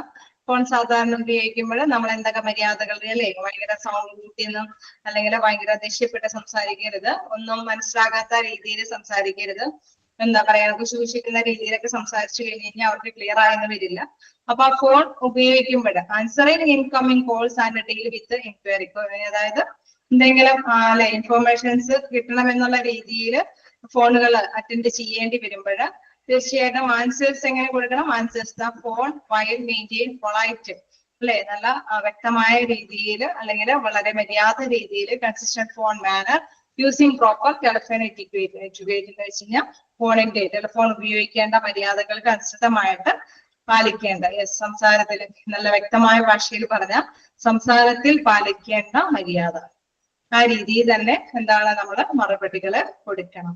തീർച്ചയായിട്ടും ഭയങ്കര ദേഷ്യപ്പെട്ടോ അല്ലെങ്കിൽ സൗണ്ട് ഒന്നും മനസ്സിലാകാത്ത രീതിയിലോ അതല്ലെങ്കിൽ എന്താണ് വ്യക്തമാക്കാതെയൊന്നും സംസാരിച്ച് കൊടുക്കരുത്, ക്ലിയർ ചെയ്ത് കൊടുക്കരുത്. Transfer calls as required. In case നമുക്ക് ചിലപ്പോഴൊക്കെ അറിയാം ഫോണുകൾ അല്ലെ, നമ്മള് മെയിൻ ആയിട്ട് ഹോസ്പിറ്റലിലേക്കൊക്കെ വിളിക്കുമ്പോൾ അവര് ഏത് ഡിപ്പാർട്ട്മെന്റ്, ഏത് ഡോക്ടറെ കാണേണ്ട, ഏത് ഡിപ്പാർട്ട്മെന്റ് ആണെന്ന് ചോദിക്കുമ്പോൾ ഇല്ല കാർഡിയോളജി വിഭാഗമാണ് അല്ലെങ്കിൽ ന്യൂറോളജി വിഭാഗമാണെന്നൊക്കെ നമ്മൾ പറയുന്നത് അനുസരിച്ചിട്ട് ഓക്കെ വെയിറ്റ് ചെയ്യൂ അല്ലെ, ട്രാൻസ്ഫർ ചെയ്യാം. അതായത് ആ ഡിപ്പാർട്ട്മെന്റിലേക്ക് ആ കോളുകൾ ട്രാൻസ്ഫർ ചെയ്ത് കൊടുക്കേണ്ടതായിട്ട് വരും. ചിലപ്പോഴെങ്കിലും അങ്ങനെ വലിയ വലിയ ഹോസ്പിറ്റലൊക്കെ ആകുമ്പോഴെന്താണ് ട്രാൻസ്ഫർ കോൾസ് ആസ് റിക്വയർഡ്, അവര് ആവശ്യപ്പെടുന്നതനുസരിച്ചിട്ട് കോളുകൾ ട്രാൻസ്ഫർ ചെയ്ത് കൊടുക്കേണ്ടതായിട്ട് വരുമല്ലോ. നെക്സ്റ്റ് എന്താണ്? Collect copays and payments. ഇതിൽ എന്താ പറയാന്ന് വെച്ച് കഴിഞ്ഞാൽ കോപേസ് എന്ന് പറയുന്നത് ഇൻഷുറൻസ് അല്ലെ, വിത്ത് ഇൻഷുറൻസുമായി ബന്ധപ്പെട്ട് വരുന്ന ഒരു ഇതാണത്.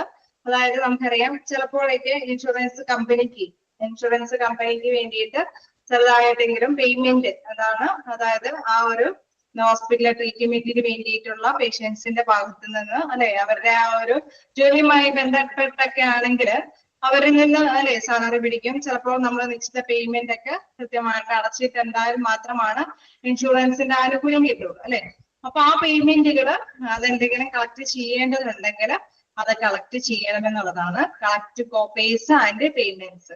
അതിന്റെ ആ റെക്കോർഡും കാര്യങ്ങളും അല്ലെ, ഇൻഷുറൻസുമായി ബന്ധപ്പെട്ട ബില്ലിങ്ങിലൊക്കെ വരുമ്പോൾ അവരുടെ ഭാഗത്തുനിന്ന് പേഷ്യന്റിന്റെ ഭാഗത്തു നിന്നുള്ള കളക്ഷൻ ഒക്കെ കൃത്യമായിട്ട് ഉണ്ടോ എന്നുള്ളത് ഉറപ്പുവരുത്തണം. എങ്കിൽ മാത്രമാണ് ഇൻഷുറൻസ് കമ്പനിയിൽ നിന്നും മതിയായ ആനുകൂല്യം നേടിയെടുക്കാനായിട്ട് സാധിക്കുകയുള്ളൂ.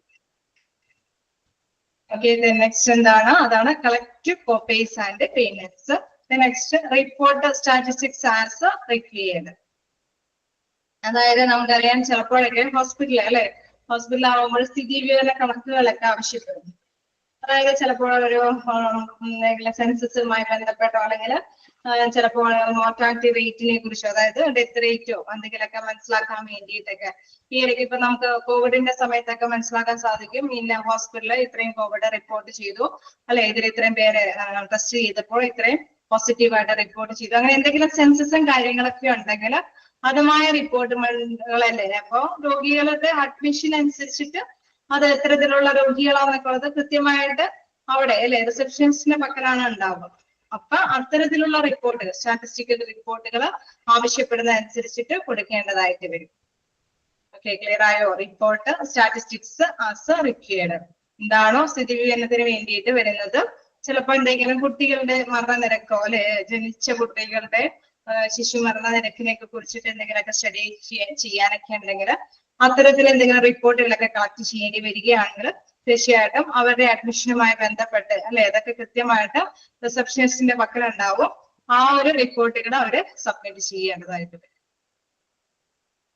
നെക്സ്റ്റ് പറയുന്നത് schedule hospital admissions, test, scans and outside appointments for patients.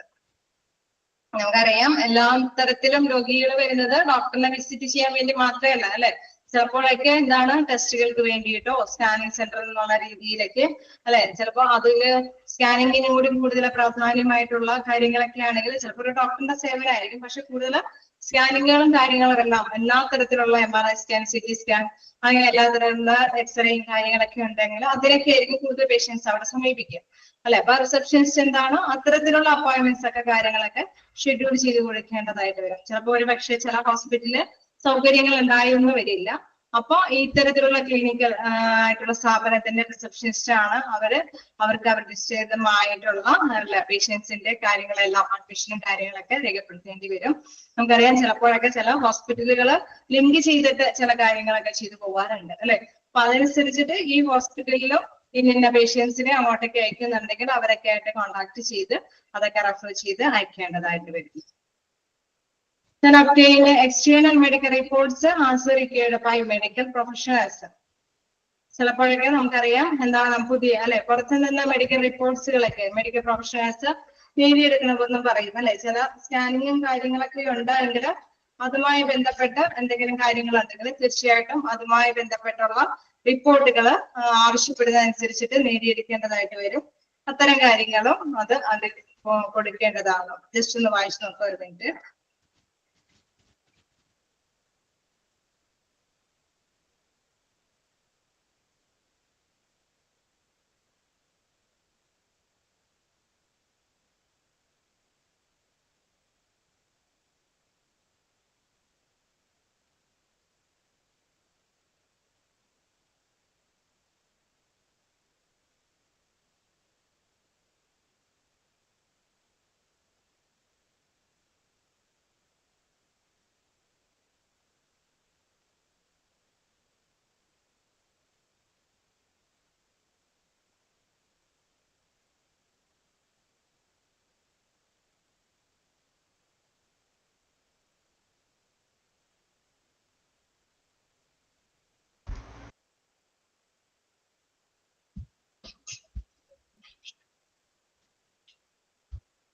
Okay.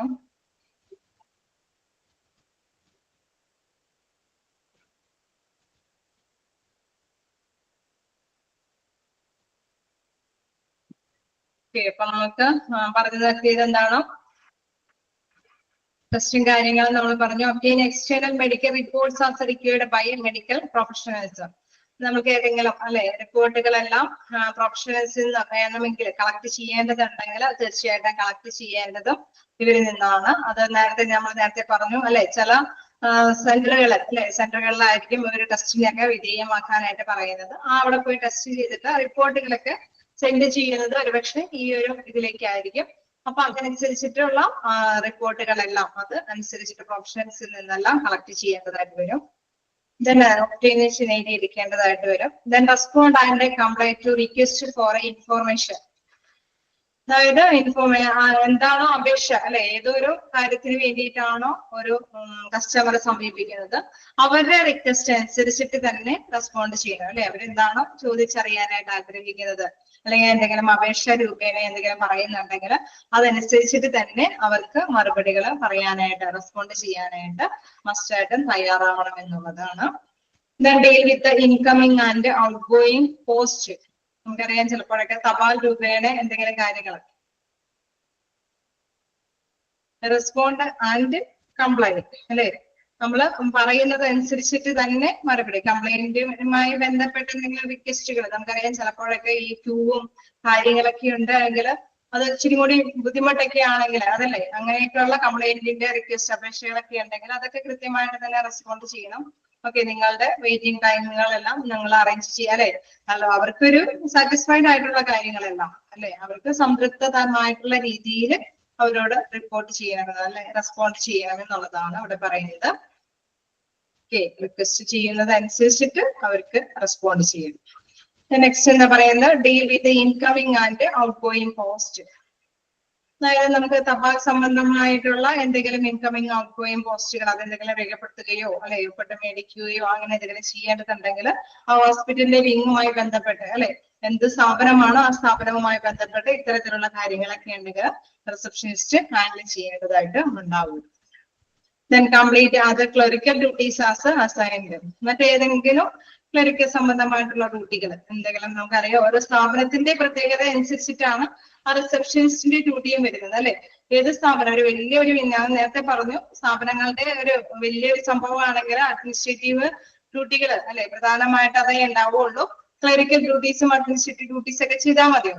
Clinical ആയിട്ടുള്ള മറ്റു ഡ്യൂട്ടികളൊന്നും ചെയ്യേണ്ടി വരില്ല. ഈ പറഞ്ഞ പോസ്റ്റൽ ഓർഡേഴ്സ് അല്ലെ അത്തരത്തിലുള്ള അല്ലെങ്കിൽ സെൻസസും കാര്യങ്ങളും ഒക്കെ വരികയാണെങ്കിൽ അതിന്റെ റിപ്പോർട്ട് തയ്യാറാക്കുക അങ്ങനെ മറ്റു ചില കാര്യങ്ങൾ ക്ലിനിക്കൽ ആയിട്ടുള്ള ഡ്യൂട്ടികളായിരിക്കും. ഇതില് എന്താണോ ഡ്യൂട്ടികൾ അവർക്ക് കിട്ടുന്നത് deal with incoming and out going പോസ്റ്റുകൾ ചെയ്യേണ്ടതുണ്ടെങ്കിൽ അത് അതനുസരിച്ചിട്ട് കൈകാര്യം ചെയ്യേണ്ടതായിട്ട് വരും. ചിലപ്പോ നമുക്കറിയാം എന്തെങ്കിലും കാര്യങ്ങളൊക്കെ കൊറിയറൊക്കെ ആയിട്ട് വഴി എപ്പോഴും ചെയ്തുകൊണ്ടിരിക്കുന്ന സ്ഥാപനങ്ങളൊക്കെ ഉണ്ടെങ്കിൽ അത് കണ്ടിന്യൂസ് ആയിട്ട് ഇവര് ഹാൻഡിൽ ചെയ്യേണ്ടതായിട്ട് വരും അല്ലെ. അത് ഹോസ്പിറ്റലുകളുടെ പ്രത്യേകത അനുസരിച്ചിട്ടാണ്. വലിയ വലിയ ഹോസ്പിറ്റലൊക്കെ ആണെങ്കിൽ ഇത്തരം കാര്യങ്ങളൊക്കെ സംവിധാനങ്ങളൊക്കെ എല്ലാം അല്ലെ പർച്ചേസിംഗ് ഡിപ്പാർട്ട്മെന്റും സെയിൽസ് ഡിപ്പാർട്ട്മെന്റും അല്ലെങ്കിൽ ഇത്തരം വലിയ വലിയ ഇതുകളൊക്കെ ഉണ്ടാവും. അവരൊക്കെ ആയിട്ടായിരിക്കും കൈകാര്യം ചെയ്യുന്നത്. ചെറിയ ചെറിയ സ്ഥാപനങ്ങളൊക്കെ ആണെങ്കിൽ ചില കാര്യങ്ങളൊക്കെ പർച്ചേസ് ചെയ്യുന്നത് പോസ്റ്റൽ വഴിയൊക്കെ ആയിരിക്കും. അപ്പൊ ആ ഒരു രീതിയിൽ അതിനൊക്കെ കൈകാര്യം ചെയ്യേണ്ടതായിട്ട് വരും. ദെൻ വീണ്ടും പറഞ്ഞത് കംപ്ലീറ്റ് അതർ ക്ലറിക്കൽ ഡ്യൂട്ടീസ് ഏത് ഡ്യൂട്ടിയാണോ ആ ഡ്യൂട്ടിക്ക് അനുസരിച്ചിട്ട് അവരുടെ ഡ്യൂട്ടികൾ നിർവഹിക്കേണ്ടതായിട്ട് വരും. Then maintain stock of forms and keep a medical officer supplies adequately stocked by expecting inventory needs, placing orders and monitoring office equipment. അതായത് നേരത്തെ നമ്മൾ പറഞ്ഞ മാതിരി അല്ലെ വലിയ ഹോസ്പിറ്റലൊക്കെ ആണെങ്കിൽ അതിന്റെ സ്റ്റോക്കും പർച്ചേസിങ്ങും സപ്ലൈയും എല്ലാ കാര്യങ്ങൾക്കും ഓരോരോ വിങ്ങുകളൊക്കെ ഉണ്ടാവും അല്ലെ.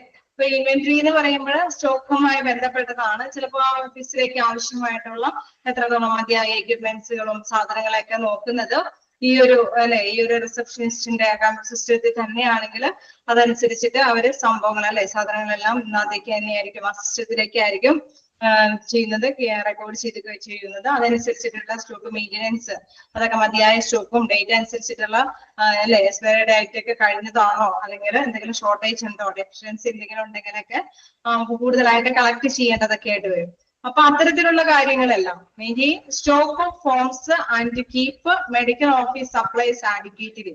ഇപ്പൊ മെഡിക്കലുമായി ബന്ധപ്പെട്ട കാര്യങ്ങളെല്ലാം സ്റ്റോക്ക് ചെയ്ത് വെക്കുകയും സപ്ലൈ ചെയ്ത് വെക്കുന്നത് അത് ഈ സിസ്റ്റത്തിന്റെ ആ ഒരു രീതിയിലാണ് എങ്കിൽ അത് കൃത്യമായിട്ട് തന്നെ ഇവര് കൈകാര്യം ചെയ്യേണ്ടതായിട്ട് വരും.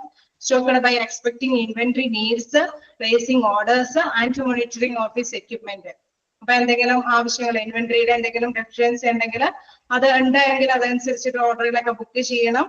പിന്നെ എന്താണ് എക്യുപ്മെന്റ്സുകളെല്ലാം അല്ലെ മോണിറ്റർ ചെയ്യണം. എന്തെങ്കിലും ഷോർട്ടേജുകൾ ഉണ്ടെങ്കിൽ അതൊക്കെ പരിഹരിച്ച് പോകുക എന്ന ഡ്യൂട്ടിയും കൂടി റിസപ്ഷനിസ്റ്റിന്റെ ഡ്യൂട്ടി ആയിട്ട് വരും. അത് ഓരോ ഓഫീസിന്റെ പ്രത്യേകതകളാണ്. വലിയ വലിയ ഓഫീസുകൾക്കും അതിൻ്റെതായ സെപ്പറേറ്റ് വിങ്ങുകൾ ഉണ്ടാകും. ചെറിയ ചെറിയ അല്ലെ ക്ലിനിക്കൽ ആയിട്ടുള്ള കാര്യങ്ങളൊക്കെ ആണെങ്കിൽ അതെല്ലാം ഒന്നിച്ചായിരിക്കും കൈകാര്യം ചെയ്യുന്നത്. ക്ലിയർ ആയി പോകുന്നില്ലേ? നിങ്ങൾക്ക് മനസ്സിലാക്കി എടുക്കാൻ പറ്റുന്നില്ലേ?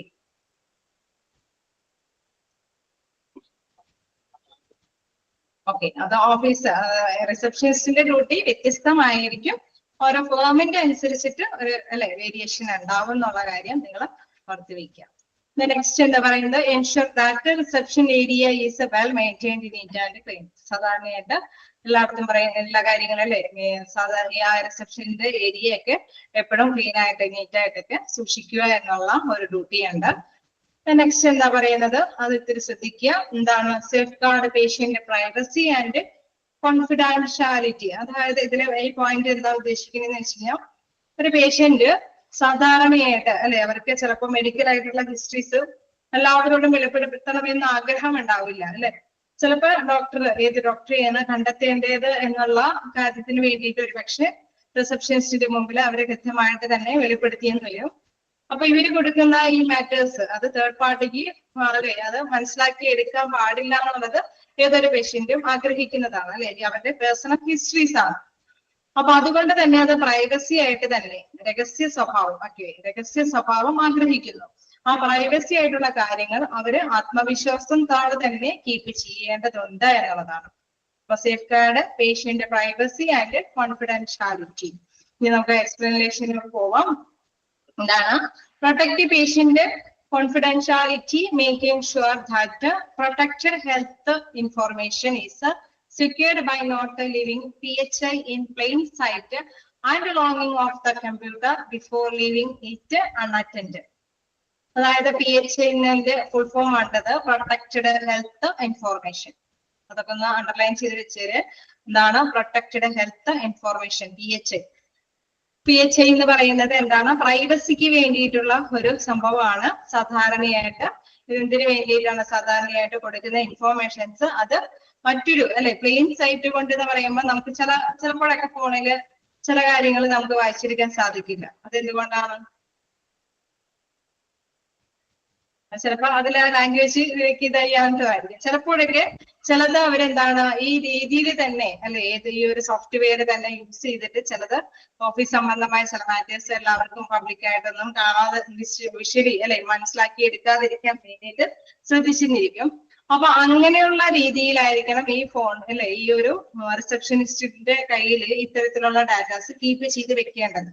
തീർച്ചയായിട്ടും മറ്റൊരു തേർഡ് പാർട്ടീസിന് പ്ലെയിൻ സൈറ്റ് കൊണ്ട് അത് മനസ്സിലാക്കി എടുക്കാനായിട്ട് പാടില്ല. ഇന്നിപ്പോ ശരിക്കും പറഞ്ഞാൽ ഏത് ഡോക്ടറാണോ ഡോക്ടർക്ക് അവർക്ക് കൃത്യമായിട്ട് തന്നെ മനസ്സിലാക്കി എടുക്കാനായിട്ട് സാധിക്കും. പക്ഷെ മറ്റൊരു പേഴ്സൺസിന് അത് കൃത്യമായിട്ട് മനസ്സിലാക്കാനായിട്ട് സാധിച്ചെന്ന് വരില്ല. ആ ഒരു രീതിയിലുള്ള സോഫ്റ്റ്വെയർ നമുക്കറിയാം. നിങ്ങൾ CRM ഒക്കെ അല്ലെ സോഫ്റ്റ്വെയറിനെ കുറിച്ചിട്ട് തീർച്ചയായിട്ടും പഠിച്ചിട്ടുണ്ട് അല്ലെ. അപ്പൊ ആ ഒരു സോഫ്റ്റ്വെയറിന്റെ പ്രത്യേകത അനുസരിച്ചിട്ട് എല്ലാവർക്കും എല്ലാ കാര്യങ്ങളും അത് ഗ്രഹിക്കാൻ പറ്റണമെന്നില്ല. പ്രൈവസി കൊടുക്കേണ്ട മാറ്റേഴ്സിന് പ്രൈവസിക്ക് ഒരു സ്ഥാനം കൊടുത്തിട്ട് തന്നെയായിരിക്കും ഇത്തരത്തിലുള്ള മാറ്റേഴ്സ് ഒക്കെ അവര് സൂക്ഷിച്ചു വെക്കുന്നത്. അതാണ് ഇവിടെ ഉദ്ദേശിക്കുന്നത്. Safe guard patient privacy and confidentiality, protect patient confidentiality, making sure that protected health information is secured by not leaving PHI in plain sight and logging off the computer before leaving it unattended. നമ്മൾ ഈ matter കൊടുത്തു കഴിഞ്ഞാൽ പിന്നീട് അത് വായിച്ചെടുക്കാനോ മറ്റുള്ളവർക്കൊന്നും send ചെയ്യാനും സാധിക്കുകയൊന്നുമില്ല. അത് കൃത്യമായിട്ട് ആരാൾക്കാണോ അത് ആ ഒരു രീതിയിൽ തന്നെ നമുക്കറിയാം ഈ റെക്കോർഡ്സുകളെല്ലാം അപ്ഡേറ്റ് ആയിട്ട് ഓരോ സ്ഥലത്തേക്ക് അല്ലെ ഏത് ഡിപ്പാർട്ട്മെന്റ് ആണോ ആ ഡിപ്പാർട്ട്മെന്റിലേക്ക് കറക്റ്റ് ആയിട്ട് ഇത് പോകും. അപ്പൊ അവർക്ക് അത് ചിലപ്പോ അല്ലെ കൃത്യമായിട്ട് തന്നെ അതെന്താണെന്ന് വ്യക്തമായിട്ട് തന്നെ ക്യാച്ച് ചെയ്യാനായിട്ട് സാധിക്കും. മറ്റു പേഴ്സൺസിനൊന്നും അത് കൃത്യമായിട്ട് വായിച്ചെടുക്കാനായിട്ട് സാധിക്കില്ല. ആ ഒരു രീതിയിൽ തന്നെയായിരിക്കണം അവരുടെ ആ ഒരു കസ്റ്റമേഴ്സിന്റെ ആ ഒരു പ്രൈവസി കീപ്പ് ചെയ്യേണ്ടത് എന്നുള്ളത്. ആ സുരക്ഷയെ കുറിച്ചിട്ടാണ് ഇവിടെ പറയുന്നത്. നിങ്ങൾ നോട്ട് ചെയ്യേണ്ട പോയിന്റ്സ് ആണ് പ്രൊട്ടക്റ്റഡ് ഹെൽത്ത് ഇൻഫോർമേഷൻ PHI എന്നുള്ളത്. അതിന്റെ അല്ലെ ഫുൾ ഫോം ആണ് പ്രൊട്ടക്റ്റഡ് ഹെൽത്ത് ഇൻഫോർമേഷൻ. ഇത് പ്രൈവസിക്ക് വേണ്ടിയിട്ടുള്ള ഒരു മാറ്ററാണ്. ഓക്കെ, നിങ്ങൾ വായിച്ചു നോക്കാം. ഏതെങ്കിലും പോയിന്റുകൾ ഡൗട്ട് ഉണ്ടെങ്കിൽ ചോദിക്കാം. കുറച്ച് കൂടുതൽ പോയിന്റ് ഉണ്ട് അല്ലെ, വായിച്ചു നോക്കാം.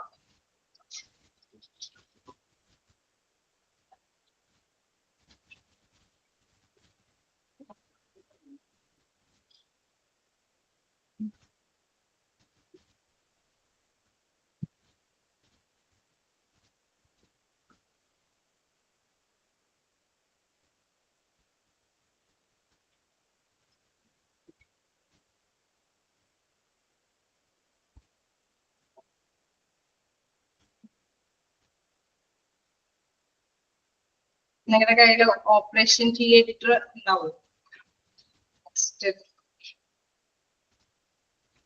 ഓപ്പറേഷൻ തിയേറ്ററിന്റെ ചാപ്റ്റർ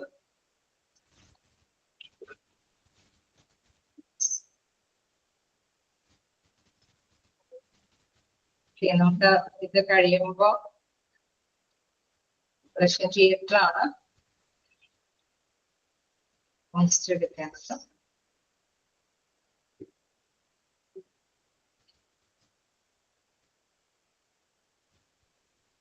എന്തെങ്കിലും ഡൗട്ടുകളുണ്ടോ?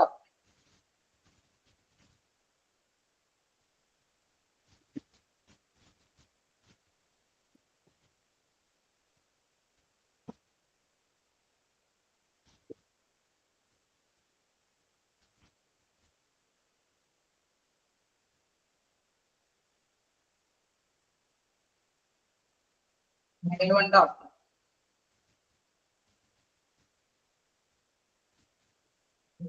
ഓപ്പറേഷന്റെ ചാപ്റ്റർ 12 ആണ്.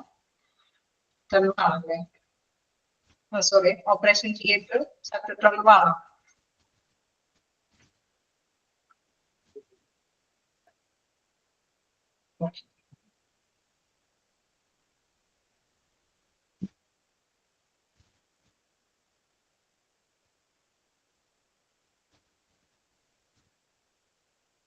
Facilitate the patients. Facilitate the patient's flow. Okay.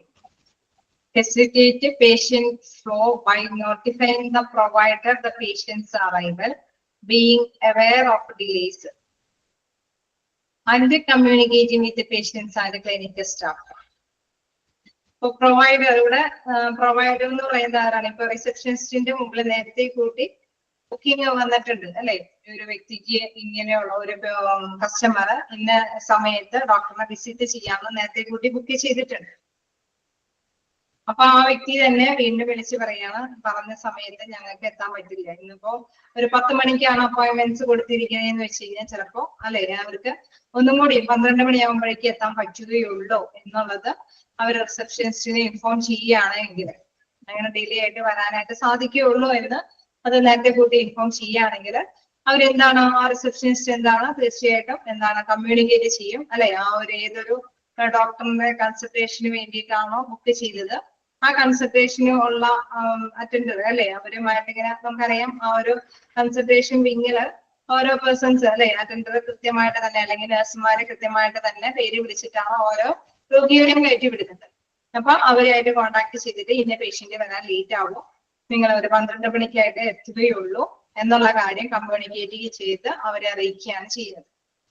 അതാണ് ഇവിടെ ഉദ്ദേശിക്കുന്നത്. Facilitate the patient flow by notifying the provider the patient's arrival, being aware of delays, and communicating with the patients and clinical staff. അപ്പൊ നമ്മൾ വീണ്ടും ആ ഒരു പേഷ്യന്റിന് okay നിങ്ങൾ പറഞ്ഞതനുസരിച്ചിട്ട് 12 മണിക്ക് എത്തിയാൽ മതി.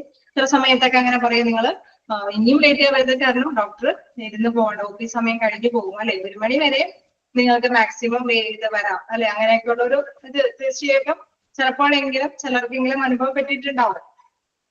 ചിലപ്പോൾ ബുക്ക് ചെയ്തതനുസരിച്ചിട്ട് പോകാൻ പറ്റാതെ ആ ഇൻഫോർമേഷൻസ് അവർക്ക് പറയുമ്പോൾ അവര് കൃത്യമായിട്ട് തന്നെ തിരിച്ചും മറുപടി വരും, ഡോക്ടറിന്റെ ഒപി ടൈം ഈ സമയമാണ്, ആ സമയത്തിന് ശേഷം വന്നു കഴിഞ്ഞാൽ കാണാൻ സാധിക്കുകയില്ല, നിങ്ങൾക്ക് വേണമെങ്കിൽ ഞങ്ങൾ ഇങ്ങനെ അറേഞ്ച് ചെയ്ത് തരാം എന്നുള്ള കാര്യമൊക്കെ തിരിച്ചും അല്ലെ അവര് മറുപടി പറയും. അതൊരു ഡ്യൂട്ടി തന്നെയാണ്, അവരുടെ റിസപ്ഷനിസ്റ്റിന്റെ ഡ്യൂട്ടി തന്നെയാണ്. ചിലയിടത്തൊക്കെ അങ്ങനെ പറ്റുള്ളൂ എന്നുള്ളൂണ്ട്, ചില വലിയ വലിയ ഹോസ്പിറ്റലൊന്നും ചിലപ്പോൾ പറ്റിയെന്ന് വരില്ല. ക്ലിയർ ആയോ?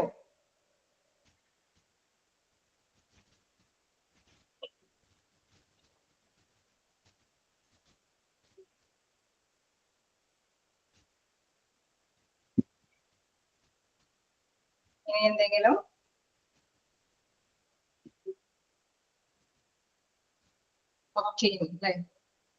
obtain external medical reports as required by medical professionals. അതായത് നമ്മൾ നേരത്തെ പറഞ്ഞു, ചിലപ്പോഴൊക്കെ അല്ലെ ഡോക്ടേഴ്സിന് അവിടെ ആ ഒരു ഹോസ്പിറ്റലിൽ ചില ഫെസിലിറ്റീസ് കുറവായിരിക്കും, ചിലപ്പോൾ MRI സ്കാനോ CT സ്കാനോ അങ്ങനെയൊക്കെയുള്ള ഫെസിലിറ്റീസ് ചിലപ്പോൾ വേറെ എന്തെങ്കിലും അല്ലെ അൾട്രാസൗണ്ട് സ്കാൻ എന്തെങ്കിലും ഒരു സ്കാനിങ് സംവിധാനങ്ങളൊക്കെ കുറവ് ആയിട്ടുണ്ടെങ്കിൽ തീർച്ചയായിട്ടും മറ്റൊരു പ്ലേസ് ഒരു പക്ഷേ ഹോസ്പിറ്റലുകാരെ തന്നെ നിർദ്ദേശിക്കും അല്ലെ, ഡോക്ടേഴ്സ് തന്നെ പറയും ഇന്ന സെന്ററിൽ പോയി നിങ്ങൾ ഇത് ചെയ്തോളൂ എന്നൊക്കെ പറയും.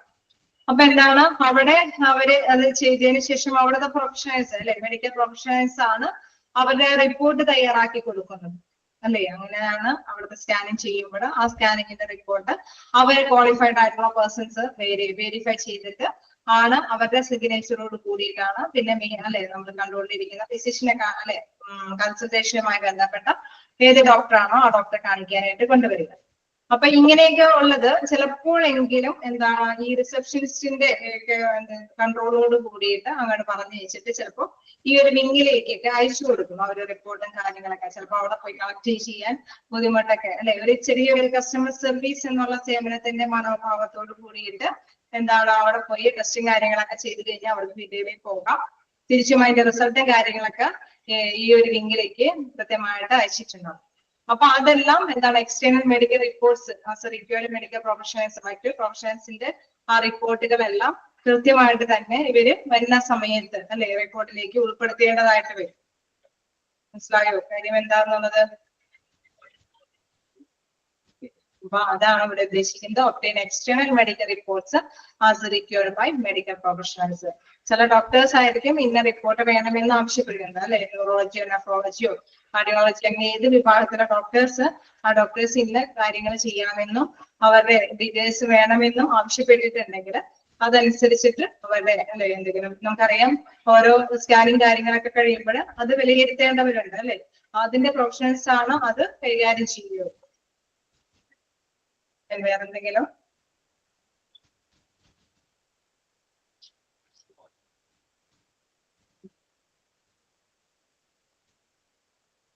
ഓക്കെ, അപ്പൊ നമുക്ക് കണ്ടിന്യൂ ചെയ്യാം.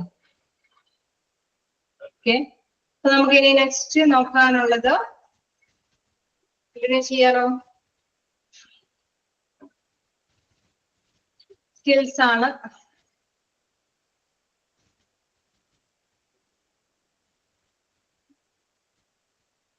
assist patients.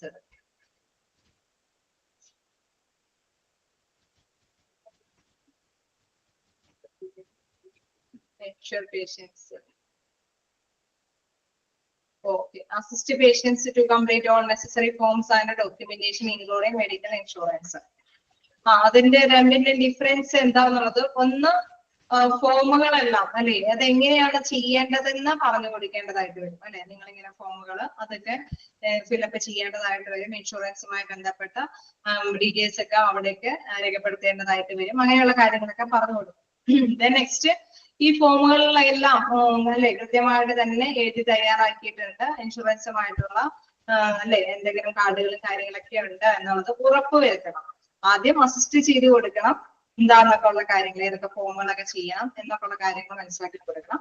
ദെൻ അത്തരം ഫോമുകളെല്ലാം ഫില്ലപ്പ് ചെയ്തിട്ടുണ്ട് അല്ലെങ്കിൽ അതുമായി ബന്ധപ്പെട്ട ഡീറ്റെയിൽസ് എല്ലാം കറക്റ്റ് ചെയ്തിട്ടുണ്ട് എന്ന് ഉറപ്പ് വരുത്തുക. മേക്ഷർ എന്ന് പറഞ്ഞാൽ ഉറപ്പ് വരുത്തുക. അസിസ്റ്റ് എന്ന് വെച്ച് കഴിഞ്ഞാൽ ചെയ്യാൻ സഹായിക്കുക. യെസ്. വേറെ എന്തെങ്കിലും?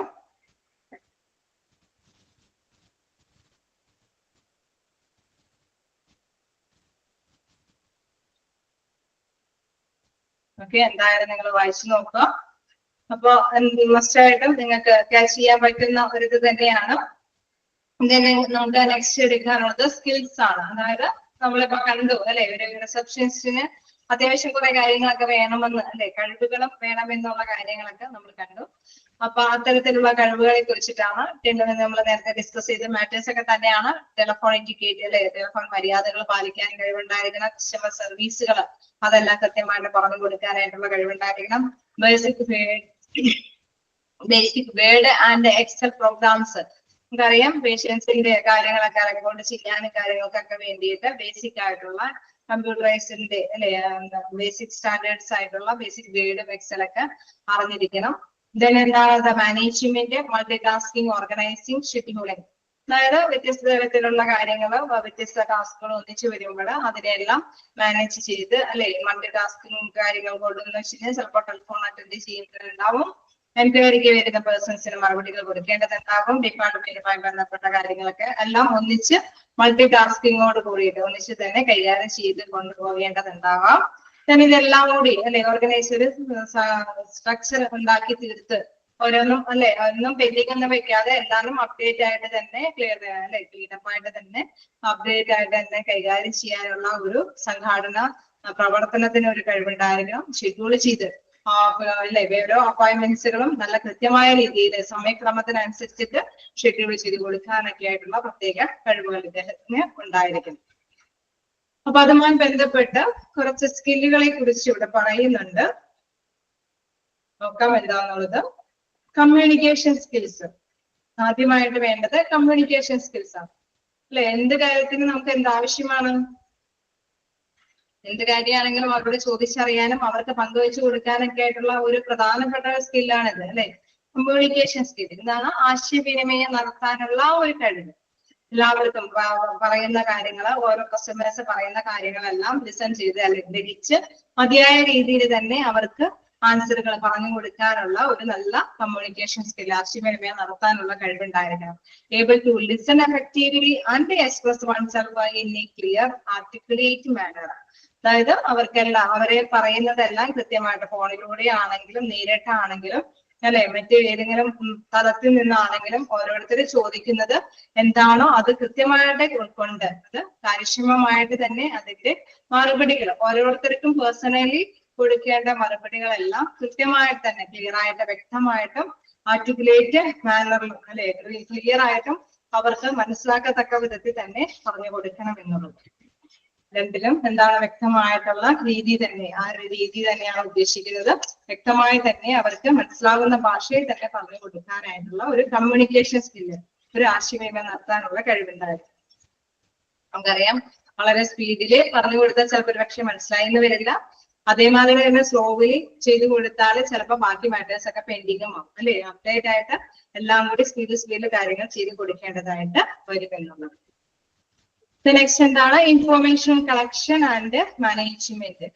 Able to collect, organise and monitor data efficiently. അതായത് നമുക്കറിയാം അല്ലെ ഓരോ പേഷ്യൻസിൽ നിന്നും ഡാറ്റാസ് സ്പീഡിൽ തന്നെ കളക്ട് ചെയ്യേണ്ടതുണ്ട് അല്ലെ. അത് നന്നായി തന്നെ കളക്ട് ചെയ്യാനുള്ള ഒരു കഴിവുണ്ടായിരിക്കണം. ഒപ്പം തന്നെ അത് അല്ലെ ഏത് രീതിയിലേക്കാണ് അവർ ഉദ്ദേശിക്കുന്നത്, ദീർഘവീക്ഷണത്തോട് കൂടിയിട്ട് അവർ ഉദ്ദേശിക്കുന്ന മാർഗത്തിലേക്ക് എത്തിപ്പെടാനായിട്ടും അല്ലെ ആ ഡാറ്റകളെല്ലാം കൃത്യമായിട്ട് തന്നെ എഫിഷ്യന്റോടും കാര്യക്ഷമമായിട്ടും ഉപയോഗിക്കാനായിട്ടുള്ള ഒരു കഴിവ്. Information collection and management. Informations നമുക്കറിയാം ചിലവരിൽ നിന്ന് ഏത് രീതിയിൽ അവർ പറയുന്നത് ഇങ്ങനെ ശ്രദ്ധിച്ചിരുന്നാൽ ചിലപ്പോൾ ഒരു പക്ഷെ വൈകിയെന്ന് വരും അല്ലെ. എന്താണ് പേര്, എന്താണ് എവിടെ നിന്ന് വരുന്നു, അല്ലെ ഏത് ഡോക്ടറെ കാണണം, എന്താണ് സിംറ്റംസ്, അങ്ങനെ പലപടാവുന്ന ചോദ്യങ്ങൾക്ക് അനുസരിച്ചിട്ട് തന്നെ ആൻസേഴ്സ് അവരിൽ നിന്ന് കളക്ട് ചെയ്ത് എന്താണ് കൃത്യമായിട്ട് തന്നെ രേഖപ്പെടുത്താനുള്ള ഒരു പ്രത്യേക കഴിവ് അവർക്കുണ്ടായിരിക്കണം. Information collection and management. Next പറയുന്നത് പ്ലാനിങ് ആൻഡ് ഓർഗനൈസിങ്. എന്താണ് പ്ലാനിങ് ആൻഡ് ഓർഗനൈസിംഗിൽ പറയുന്നത്? Able to multitask priorities and schedule task and activities. അതായത് നമ്മൾ കണ്ടായിരുന്നു അല്ലെ പല വ്യത്യസ്ത തരത്തിലുള്ള ടാസ്കുകൾ അവർക്ക് ഒന്നിച്ച് ഹാൻഡിൽ ചെയ്യേണ്ടതായിട്ട് വരും. അപ്പൊ അങ്ങനെ വരുമ്പോൾ പ്രയോറിറ്റീസ് എന്ന് വെച്ചാൽ എന്താണ്? മുൻതൂക്കം കൊടുക്കേണ്ടത് അല്ലെ. മുൻതൂക്കം കൊടുക്കുന്നത് എന്താണോ അതിന് അനുസരിച്ചിട്ട് അത് ഷെഡ്യൂൾ ചെയ്ത് കൊടുക്കാനായിട്ടുള്ള ഒരു കപ്പാസിറ്റി. ഞാൻ നേരത്തെ പറഞ്ഞു പെട്ടെന്ന് ഒരു അർജൻസി കേസുകളാണ് വരുന്നതെങ്കിൽ എല്ലാം വിട്ടെറിഞ്ഞിട്ട് നമുക്ക് അർജൻസി കേസ് അറ്റൻഡ് ചെയ്യാനായിട്ട് പറ്റുകയില്ല. എന്നാൽ അതിനാണ് പ്രയോറിറ്റി കൊടുക്കേണ്ടത് അല്ലെ. അപ്പൊ ആ പ്രയോറിറ്റി മുൻഗണന കൊടുക്കേണ്ട കാര്യങ്ങൾ ചെയ്യുന്നതോടൊപ്പം തന്നെ എല്ലാവർക്കും അവരുടെ പ്രസൻസുകൾ നമുക്കറിയാം. ചില മാറ്റേഴ്സുകൾ അവര് വളരെ എല്ലാവരും തന്നെ കോപ്പറേറ്റീവ് ആയിട്ട് സഹായിച്ചെന്ന് വരും. കാരണം എന്താ വേണ്ട ആ ഒരു നല്ല രീതിയിലുള്ള പെരുമാറ്റ രീതി കൊണ്ട് അല്ലെ റിസപ്ഷനിസ്റ്റിന്റെ നല്ല രീതിയിലുള്ള പെരുമാറ്റ രീതി കൊണ്ട് ഒരുപക്ഷെ എല്ലാവരും തന്നെ നല്ല രീതിയിൽ കോപ്പറേറ്റ് ചെയ്തു സഹകരിച്ചു എന്ന് വരും. അപ്പൊ പ്രയോറിറ്റി കൊടുക്കേണ്ടതിന് പ്രയോറിറ്റി കൊടുക്കാൻ തയ്യാറാവണം എന്നുള്ളതും അതനുസരിച്ചിട്ട് കാര്യങ്ങൾ അറേഞ്ച് ചെയ്യാനായിട്ട് ഷെഡ്യൂൾ ചെയ്യാനായിട്ടുള്ള കഴിവുണ്ടായിരിക്കണം. നെക്സ്റ്റ് പറയുന്ന അറ്റൻഷൻ ടു ഡീറ്റെയിൽ. ഞാൻ തന്നെയാണ് കണ്ടിന്യൂ ചെയ്യുന്നത്, അതുകൊണ്ടാണ് ഞാൻ ഇതിങ്ങനെ ഇത്തിരി കൂടുതൽ എടുത്തു പോകുന്നത്. നെക്സ്റ്റ് അവർ ആണ് എന്റെ, അതായത് ഈ അവർ ആണ് എന്റെ ശരിക്കും വരുന്ന അവർ. കഴിഞ്ഞവര് മിസ്സിന്റെ ആയിരുന്നു, ട്രിസ മിസ്സിന്റെ ആയിരുന്നു. അപ്പൊ ഇതെല്ലാം ഞാൻ തന്നെയാണ് കണ്ടിന്യൂ ചെയ്യുന്നത്. പക്ഷേ ചെയ്യുമ്പോഴേക്കും ഞാൻ നിർത്താം, അപ്പൊ നമുക്ക് ബോറടിപ്പിക്കില്ല. ബോറടിക്കുന്നുണ്ടോ അപ്പൊ?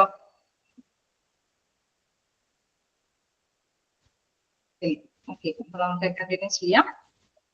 അപ്പൊ എന്താണ് ഞാൻ അതുകൊണ്ട് തന്നെയാണ് ചോദിച്ചത് നമുക്ക് എന്തുണ്ടോന്ന്, ഓപ്പറേഷൻ തിയേറ്ററും കൂടി ഉണ്ടോ എന്നുള്ളത്. സാധാരണയായിട്ട് ഞാൻ ലെസൺ എടുത്ത് കഴിയാറാവുമ്പോഴേക്കും നെക്സ്റ്റ് ഞാൻ എന്തെടുക്കണേന്ന് പറയാറുണ്ട്. പക്ഷെ അതിനുള്ള ഒരു അവസരം നമുക്ക് കിട്ടിയില്ല. ചിലർക്ക് ഉണ്ടാവുമായിരിക്കും അല്ലെ. മിക്കവാറും എല്ലാവരുടെയും കയ്യിൽ ഓപ്പറേഷൻ തിയേറ്റർ ഉണ്ടോ?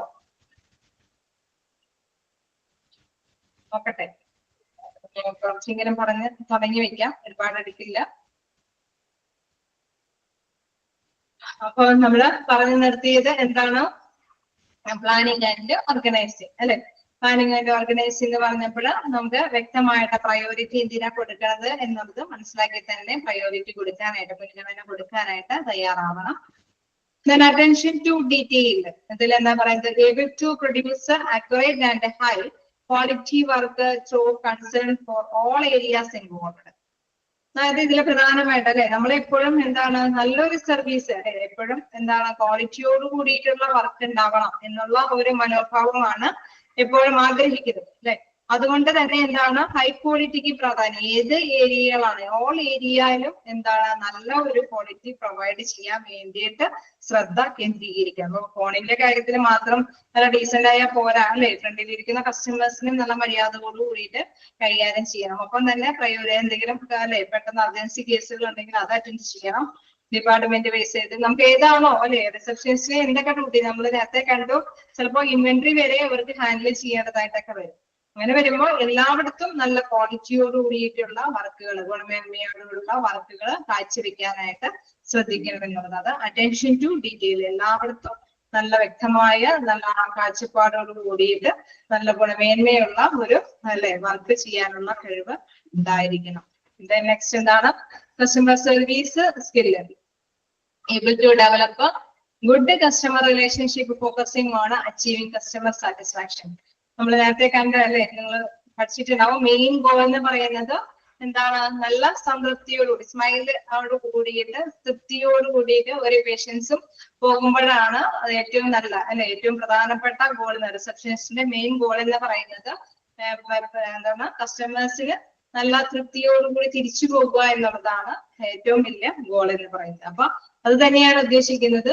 കസ്റ്റമേഴ്സിന്റെ സാറ്റിസ്ഫാക്ഷന് വേണ്ടിയിട്ട് എന്തെങ്കിലും സർവീസുകൾ അവർക്ക് പ്രധാന, നമ്മൾ നേരത്തെ പറഞ്ഞ ഇടയ്ക്കൊക്കെ ചിലപ്പോഴാണെങ്കിൽ സംതൃപ്തി, അതെ ഇടയ്ക്കൊക്കെ ചിലപ്പോഴെങ്കിലും അല്ലെ ഡോക്ടേഴ്സിന്റെ സമയക്രമത്തിലൊക്കെ ചിലപ്പോൾ വേരിയേഷൻ ഒക്കെ വരുത്തി കൊടുക്കണമെന്നൊക്കെ വന്നാല് അവരെ സംതൃപ്തിക്ക് വേണ്ടിയിട്ട് അതിനൊക്കെ തയ്യാറാവണം. നമ്മൾ നേരത്തെ ഒരു പോയിന്റ് കണ്ടായിരുന്നു അല്ലെ.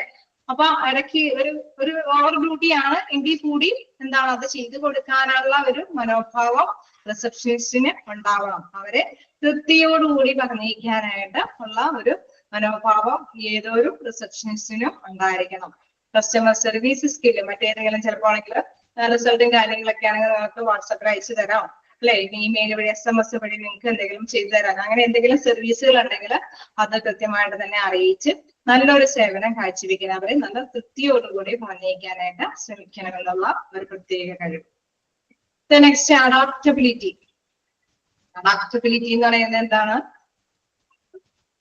ഇടയ്ക്കൊക്കെ ഒരു റയർ ക്വസ്റ്റ്യൻസ് ഒക്കെ ആയിട്ട് ഇത് വരാറുണ്ട്. അഡാപ്റ്റബിലിറ്റി എന്താന്നുള്ളത്, അതായത് ഏബിൾ ടു അഡ്ജസ്റ്റ് അപ്രോച്ച്, ശരിക്കും പറയുന്നത് അഡ്ജസ്റ്റ് ചെയ്യാനുള്ള ഒരു കഴിവ്.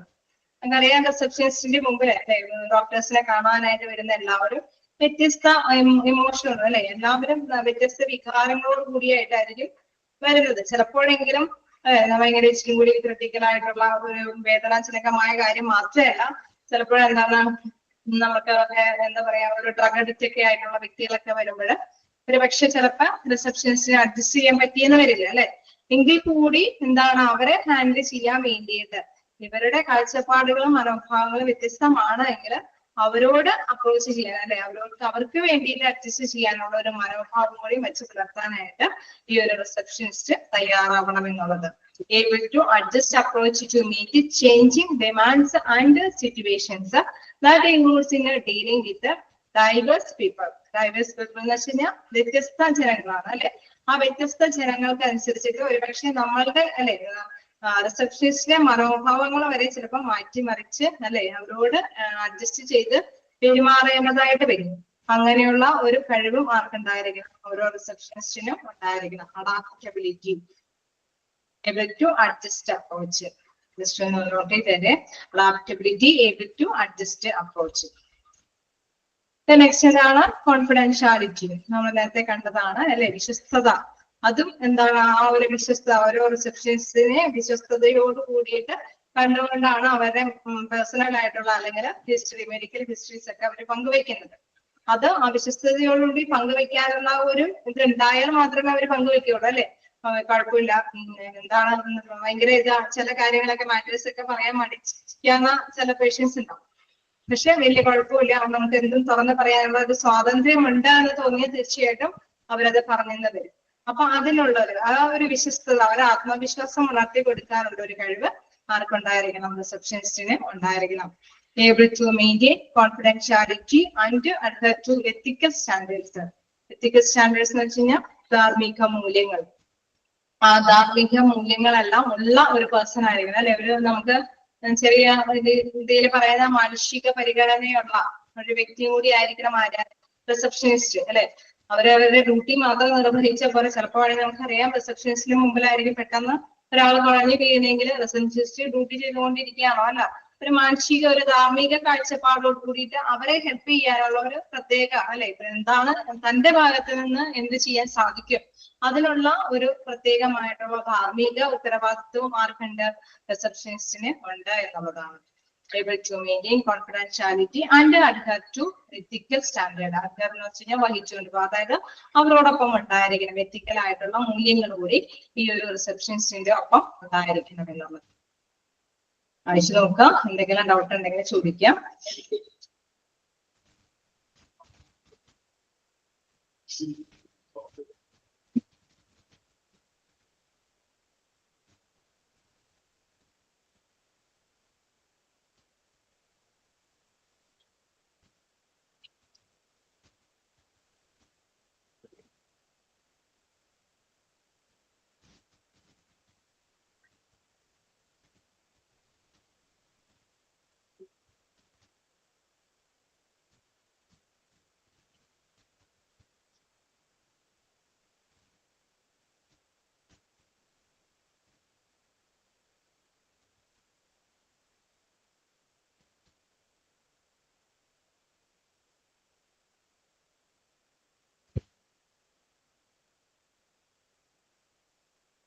എന്തെങ്കിലും ഡൗട്ടുകളുണ്ടോ?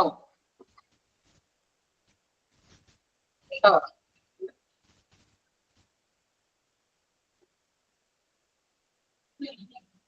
കണ്ടിന്യൂ ചെയ്തോട്ടെ.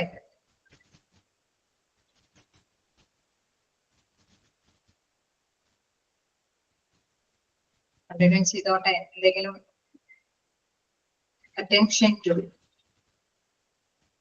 attention to detail, able to produce accurate and high quality work through concern for all areas involved. അതായത് നമ്മള് പറഞ്ഞിരുന്നു ഏത് ഏരിയകളാണ്, വ്യത്യസ്ത ഏരിയകൾ ഇവരെ ഹാൻഡിൽ ചെയ്യേണ്ടതായിട്ട് വരും ചിലപ്പോഴൊക്കെ. അതായത് നമ്മള് ഒരു ചെറിയ ക്ലിനിക്കും കാര്യങ്ങളൊക്കെ ആണെങ്കിൽ അവർക്ക് വ്യത്യസ്ത കാര്യങ്ങളിലും കൂടി അല്ലെ അവര് റോളും കൂടി വഹിക്കേണ്ടതുണ്ട്, പങ്ക് വഹിക്കേണ്ടതുണ്ട്. അപ്പൊ എവിടെയാണെങ്കിലും നല്ല ക്വാളിറ്റിയോടുകൂടി, ഇപ്പൊ നമ്മൾ നേരത്തെ പറഞ്ഞു ഒരു കാർഡിയോളജിസ്റ്റിന്റെ വക്കലാണ് പോകുന്നതെങ്കിൽ ചിലപ്പോൾ ഒരു ECG എടുക്കേണ്ട ഡ്യൂട്ടി, അപ്പൊ അവർക്ക് അതിൻ്റെതായ ഒരു കഴിവ് ഉണ്ടായിരിക്കും അല്ലെ. ആ ക്വാളിഫൈഡ് ആയിട്ടുള്ള പേഴ്സൺസിനെ ആയിരിക്കും അവിടെ അപ്പോയിന്റ്മെന്റ് കൊടുക്കുക. അവര് എന്താണ് റിസപ്ഷനിസ്റ്റിന്റെ ഡ്യൂട്ടിയും വഹിക്കേണ്ടതുണ്ടാവും, ക്ലിനിക്കൽ ആയിട്ടുള്ള കാര്യങ്ങൾ ചെയ്യേണ്ടതുണ്ടാവും. ഒപ്പം തന്നെ ഈ അല്ലെ ഡോക്ടറിനെ അസിസ്റ്റ് ചെയ്യേണ്ട ഇത്തരത്തിലുള്ള ECG കാര്യങ്ങളൊക്കെ രേഖപ്പെടുത്തി വെക്കേണ്ടതുണ്ടാവും ഓരോ പേഷ്യൻസിനും. ഡോക്ടർ വരുന്നതിന് മുമ്പ് അവർ ECG കാര്യങ്ങളൊക്കെ എടുത്ത് അല്ലെങ്കിൽ ഇതൊക്കെ ചെയ്തതിനു ശേഷമായിരിക്കും ഡോക്ടർ ECG ചെയ്യുക. അപ്പൊ അവര് എന്താണ് വ്യത്യസ്ത വർക്കുകളാണ് ഹാൻഡിൽ ചെയ്യുന്നത്. ഓൾ ഏരിയാസ് ഇൻവോൾവ്, അവര് വ്യത്യസ്ത ഏരിയകൾ കൈകാര്യം ചെയ്യുമ്പോൾ അവിടെയെല്ലാം ആക്യുറേറ്റ് ആയിട്ട് അല്ലെ നല്ല കൃത്യതയോടും നല്ല ഹൈ ക്വാളിറ്റിയോടും കൂടി വർക്ക് ചെയ്യാനായിട്ടുള്ള കഴിവ്. പക്ഷെ കസ്റ്റമേഴ്സിനോട് പെരുമാറാൻ മാത്രം കഴിവുണ്ടായിട്ട് മാത്രം പോരാ അല്ലെ. അവിടെ ക്ലിനിക്കൽ ഡ്യൂട്ടിക്ക് മാത്രമല്ല പ്രാധാന്യം, അതായത് ക്ലറിക്കൽ ഡ്യൂട്ടിക്ക് മാത്രമല്ല അവിടെ പ്രാധാന്യം, ക്ലിനിക്കൽ ഡ്യൂട്ടിയും കൂടി ഉണ്ട് അല്ലെ. അപ്പൊ അവർക്ക് ആ ECG മാർക്ക് അതും കൃത്യമായിട്ട് തന്നെ കൈകാര്യം ചെയ്യേണ്ടതുണ്ട്. അപ്പൊ ആ ഒരു ഡ്യൂട്ടിയും കൂടി നല്ല രീതിയിൽ തന്നെ കൈകാര്യം ചെയ്യാനായിട്ട് ശ്രമിക്കണം. അറ്റൻഷൻ ടു ഡീറ്റെയിൽ എന്ന് വെച്ചാൽ എല്ലാത്തിനും ശ്രദ്ധ കേന്ദ്രീകരിക്കണം എന്നുള്ളത്. ഓക്കെ, ഞാനിപ്പോ ചെറിയൊരു എക്സാമ്പിൾ പറഞ്ഞതേ ഉള്ളൂ. ഡെന്റൽ കെയറും അല്ലെ ഡെന്റിസ്റ്റിന്റെ ഒക്കെ ഒരു ക്ലിനിക്കിലാണോ റിസപ്ഷനിസ്റ്റിന്റെ ഡ്യൂട്ടി ആണെങ്കിൽ അത്തരത്തിലുള്ള കുറെ കാര്യങ്ങൾ ചെയ്യേണ്ടതായിട്ടുണ്ട്. എവിടെയാണോ ശ്രദ്ധ കേന്ദ്രീകരിക്കേണ്ടത് അതെല്ലാം തന്നെ ഡീറ്റെയിൽ ആയിട്ട് തന്നെ ശ്രദ്ധിക്കും. അഡാപ്റ്റബിലിറ്റി ഞാൻ പറഞ്ഞതാണ്. അഡ്ജസ്റ്റ് അപ്രോച്ച്, നമ്മള് ചിലപ്പോ അല്ലെ ചില ഇതുകള് തിരുമുടി ഭയങ്കര ദേഷ്യപ്പെടുന്ന വ്യക്തിത്വ പ്രകൃതത്തോടു കൂടിയുള്ള ഡിസോർഡർ ആയിട്ടുള്ള പേഴ്സൺസ് ഒക്കെയാണ് കൊണ്ടുവരുന്നെങ്കിൽ ചിലപ്പോ അവര് പറയുന്നത് അല്ലെ അവർക്ക് പേഷ്യൻസ് പറയുന്നത് വ്യക്തമായിട്ട് തന്നെ ഒരുപക്ഷെ പല പ്രാവശ്യം പറഞ്ഞാലും അവർ ചിലപ്പോൾ വ്യക്തമായിട്ട് തന്നു വരില്ല. ചിലപ്പോൾ എന്താന്ന് ചെയ്തേച്ച് പോകുന്നുള്ള മൈൻഡില് അവര് ഡ്യൂട്ടി നിർവഹിച്ചാൽ പോരാ അല്ലെ. ചിലപ്പോഴൊക്കെ 2-3 പ്രാവശ്യം ഫേസിലുള്ള ചില എന്താ പറയണേ അവര് മനസ്സിലാക്കി തന്നെയായിരിക്കും ചിലപ്പോ ഭയങ്കര ഇതായിട്ട് മനസ്സിലാവാത്ത രീതിയിൽ പേഷ്യൻസ് പ്രതികരിക്കുന്നത്. അത് അറിഞ്ഞിട്ട് തന്നെയാണെങ്കിൽ കൂടി റിസപ്ഷനിസ്റ്റ് വീണ്ടും വീണ്ടും പ്ലീസ് എന്നുള്ള മനോഭാവത്തോട് കൂടിയിട്ട് മനസ്സിലായില്ല വൺസ് മോർ സ്പീക്ക് അല്ലെ, അങ്ങനെയൊക്കെയുള്ള പൊളൈറ്റോട് കൂടിയിട്ടുള്ള വേർഡ്സുകളൊക്കെ അവർക്ക് വേണ്ടിയിട്ട് അഡ്ജസ്റ്റ് ചെയ്ത്, ചില നേരത്തേക്ക് ചിലപ്പോ റിസപ്ഷനിസ്റ്റിന് ദേഷ്യം വന്നിരിക്കും, അഡ്ജസ്റ്റ് അതർ പേഴ്സണാലിറ്റി അല്ലെ, ഒരു പേഴ്സണാലിറ്റി നേച്ചറാണ്, ഒരു വ്യക്തിഗത നേച്ചറാണ് അഡ്ജസ്റ്റ് ചെയ്യാനുള്ള മനോഭാവം. അപ്പൊ അവർക്ക് വേണ്ടിയിട്ടാണ് ഈ റിസപ്ഷനിസ്റ്റ് അഡ്ജസ്റ്റ് ചെയ്യുന്നത്. തീർച്ചയായിട്ടും ഇവർക്ക് അറിയാം ആ വ്യക്തി കൃത്യമായിട്ട് മറുപടി പറയാത്തതാണെന്നുള്ളത് അറിയാം, പക്ഷെ അവർക്ക് വേണ്ടിയിട്ട് വീണ്ടും വീണ്ടും അദ്ദേഹം വീണ്ടും വീണ്ടും ഒന്ന് പൊളൈറ്റായിട്ട് സംസാരിക്കാനായിട്ട് ശ്രമിക്കുന്നതാണ്. അതാണ് അഡാപ്റ്റബിലിറ്റി എന്ന് പറയുന്നത്, able to adjust approach. Okay, അടുത്തതെന്ന് വെച്ച് കഴിഞ്ഞാൽ അവരോടൊപ്പം വഹിക്കുക എന്നാണ് അതിന്റെ കൃത്യമായിട്ടുള്ള മീനിങ്. അതായത് ആ വ്യക്തിയോടൊപ്പം തന്നെ എന്താണ് എത്തിക്കൽ ആയിട്ടുള്ള സ്റ്റാൻഡേർഡ്സ്, ധാർമ്മികമായിട്ടുള്ള മൂല്യങ്ങളും ഉണ്ടായിരിക്കണം, അവരോടൊപ്പം ഉണ്ടായിരിക്കണം. ഞാൻ നേരത്തെ പറഞ്ഞ മാതിരി ഒരു പേഴ്സണ് എന്തെങ്കിലും സംഭവിച്ചാല് അവരെ ഒന്ന് ശ്രദ്ധ കേന്ദ്രീകരിക്കുക, അവരുടെ ഡ്യൂട്ടി അല്ലെ, ചിലപ്പം ചില ഇതിൽ നമുക്കറിയാം അവരവരുടെ ഡ്യൂട്ടി ചെയ്യുന്നുണ്ടാവും, ബാക്കി എന്തൊക്കെ സംഭവിച്ചാലും മറ്റു പേഴ്സൺസിന് എന്തൊക്കെ സംഭവിച്ചാലും ഒന്നും ശ്രദ്ധിക്കാതെ അവരവരുടെ ഡ്യൂട്ടി ചെയ്യുന്നത്. അങ്ങനെയുള്ളവർക്ക് എന്താണ് എത്തിക്കൽ സ്റ്റാൻഡേർഡ്സ് ഉണ്ടെന്ന് പറയാൻ പറ്റുമോ? ഇല്ല. ചിലപ്പോ ഒരു പക്ഷെ കുഴഞ്ഞ് വീടിന്ന് പോകുന്ന അവസ്ഥയിലൊക്കെ ആണെങ്കിൽ എന്താണ് ഒരു ധാർമ്മിക മൂല്യ കാഴ്ചപ്പാടോട് കൂടിയിട്ട് അവരെ ഹെൽപ്പ് ചെയ്യാനൊക്കെ ആയിട്ടുള്ള ഒരു മനോഭാവം. മനസ്സിലായി എന്താണ് മീൻ ചെയ്യുന്നതെന്ന്? അപ്പൊ കോൺഫിഡൻഷ്യാലിറ്റി എന്ന് പറയുന്നത് ചിലപ്പോഴൊക്കെ ചില കാര്യങ്ങൾ, അതാണ് ഫസ്റ്റിലി പറയുന്നത്, ഏബിൾ ടു മെയിൻറ്റെയിൻ കോൺഫിഡൻഷ്യാലിറ്റി, ഒരു ആത്മവിശ്വാസം ഉണ്ടാവണം നമ്മൾ പറയുന്ന കാര്യങ്ങളെല്ലാം അല്ലെ, അത് മനസ്സിലാക്കി തന്നെ നല്ലൊരു ഡോക്ടറിനെ ഇവർ പ്രിഫർ ചെയ്യുന്നുണ്ട് എന്നുള്ളത് അല്ലെ, അവര് പരിഗണിക്കുന്നുണ്ട് എന്നുള്ള ഒരു ആത്മവിശ്വാസം വ്യക്തികൾക്ക് ഉണ്ടാക്കി കൊടുക്കണം. അതോടൊപ്പം തന്നെ അടുത്തെറ്റു എത്തിക്കൽ സ്റ്റാൻഡേർഡ്സ്, എന്താ പറയുക, നമ്മള് ഇവര് പറയുന്ന അനുസരിച്ചിട്ട് ഒരു വശത്തെ കൂടെ കേട്ട് വേറെ രീതിയിൽ അവർ ഡോക്ടറിനൊക്കെ ബുക്ക് ചെയ്യാൻ പാടുണ്ടോ? ഇല്ല. അവർ മനുഷ്യന് കൊടുക്കേണ്ട പരിഗണന മൂല്യങ്ങളൊക്കെ അനുസരിച്ചിട്ട് തന്നെ പരിഗണിച്ചിട്ട് അവർ പറയുന്ന കാര്യങ്ങൾ വിശ്വസ്തയോടുകൂടി കേട്ട് അവർക്ക് അനുകൂലമായിട്ടുള്ളത് ചെയ്യാനായിട്ട് റിസപ്ഷനിസ്റ്റിന് തയ്യാറാവണം എന്നുള്ളതാണ്. ക്ലിയർ ആയോ?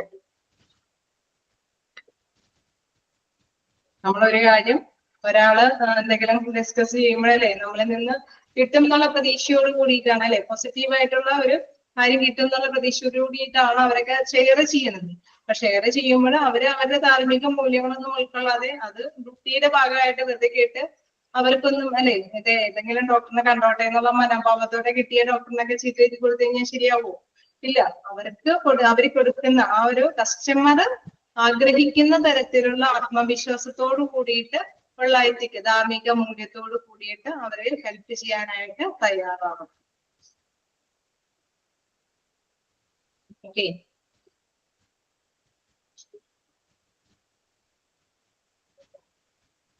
എന്തെങ്കിലും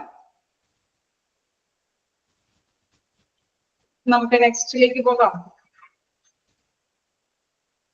The most critical skills include നോക്കാം എന്താന്നുള്ളത് ടെലിഫോൺ, അതായത് നമ്മൾ കണ്ടിരുന്നല്ലേ കുറച്ച് കഴിവുകളോട് കൂടിയിട്ടുള്ളത് വേണമെന്ന് നമ്മൾ പറഞ്ഞു. ഇനി ഇതിൽ പറയുന്ന പ്രത്യേക കാര്യം എന്ന് പറയുന്നത് ടെലിഫോൺ എറ്റിക്വേറ്റ് എന്ന് വെച്ച് കഴിഞ്ഞാൽ നമ്മൾ കണ്ടായിരുന്നു അല്ലെ, മര്യാദകൾ ടെലിഫോണിൽ അത് പല പോയിന്റുകളിലും നമ്മൾ പറഞ്ഞതാണ്.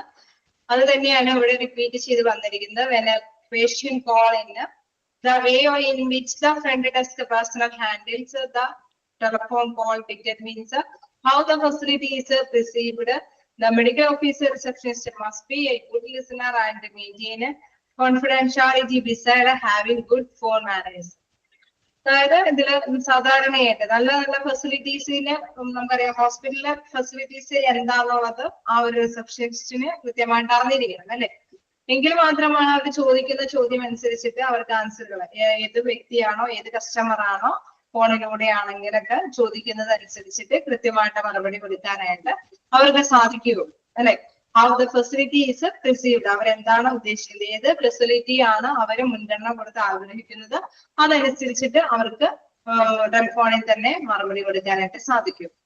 The medical officer receptionist must be A good listener അല്ലെ, പറയുന്ന കാര്യങ്ങൾ വ്യക്തമായിട്ട് കേൾക്കാനുള്ള ഒരു മനോഭാവം അവർക്ക് ഉണ്ടായിരിക്കണം. ചിലപ്പോൾ ഒരു ഡോക്ടറിനെ ബുക്ക് ചെയ്യാനായിരിക്കും, അത് ചിലപ്പോ ഓക്കെ ബുക്കിംഗ് ശരി എന്ന് പറഞ്ഞുകൊണ്ട് പെട്ടെന്ന് അങ്ങനെ കട്ട് ചെയ്യാനല്ലേ, ചിലപ്പോൾ ഒരുപക്ഷെ അവര് ബുക്ക് ചെയ്യണമെന്ന് ആഗ്രഹം ഉണ്ടായിരുന്നുണ്ടാവും. ഇനി മറ്റേതെങ്കിലും ഡോക്ടേഴ്സ് ഉണ്ടോ, അല്ലെങ്കിൽ നെക്സ്റ്റ് മന്തിലെ സമയം, അങ്ങനെ വ്യത്യാസം കുറച്ചും കൂടി ചോദ്യങ്ങൾ ചോദിക്കണമെന്ന് ആഗ്രഹിച്ചിട്ടായിരിക്കും അവര് ചോദ്യങ്ങൾ പറഞ്ഞു തുടങ്ങണത് അല്ലെ. അപ്പൊ അത്യാവശ്യം കുറച്ച് കാര്യങ്ങളെങ്കിലും കേൾക്കാനുള്ള ഒരു മനോഭാവം ഉണ്ടായിരിക്കണം. And maintain confidentiality beside having good phone manners. അവർക്ക് ഒരു ആത്മവിശ്വാസം ഉണ്ടാക്കുന്ന, ഒരു പോസിറ്റീവ് എനർജി കൊടുക്കുന്ന രീതിയിലായിരിക്കണം എപ്പോഴും ആ ഫോണ് അറ്റൻഡ് ചെയ്യുമ്പോഴും ഉണ്ടായിരിക്കേണ്ടത്.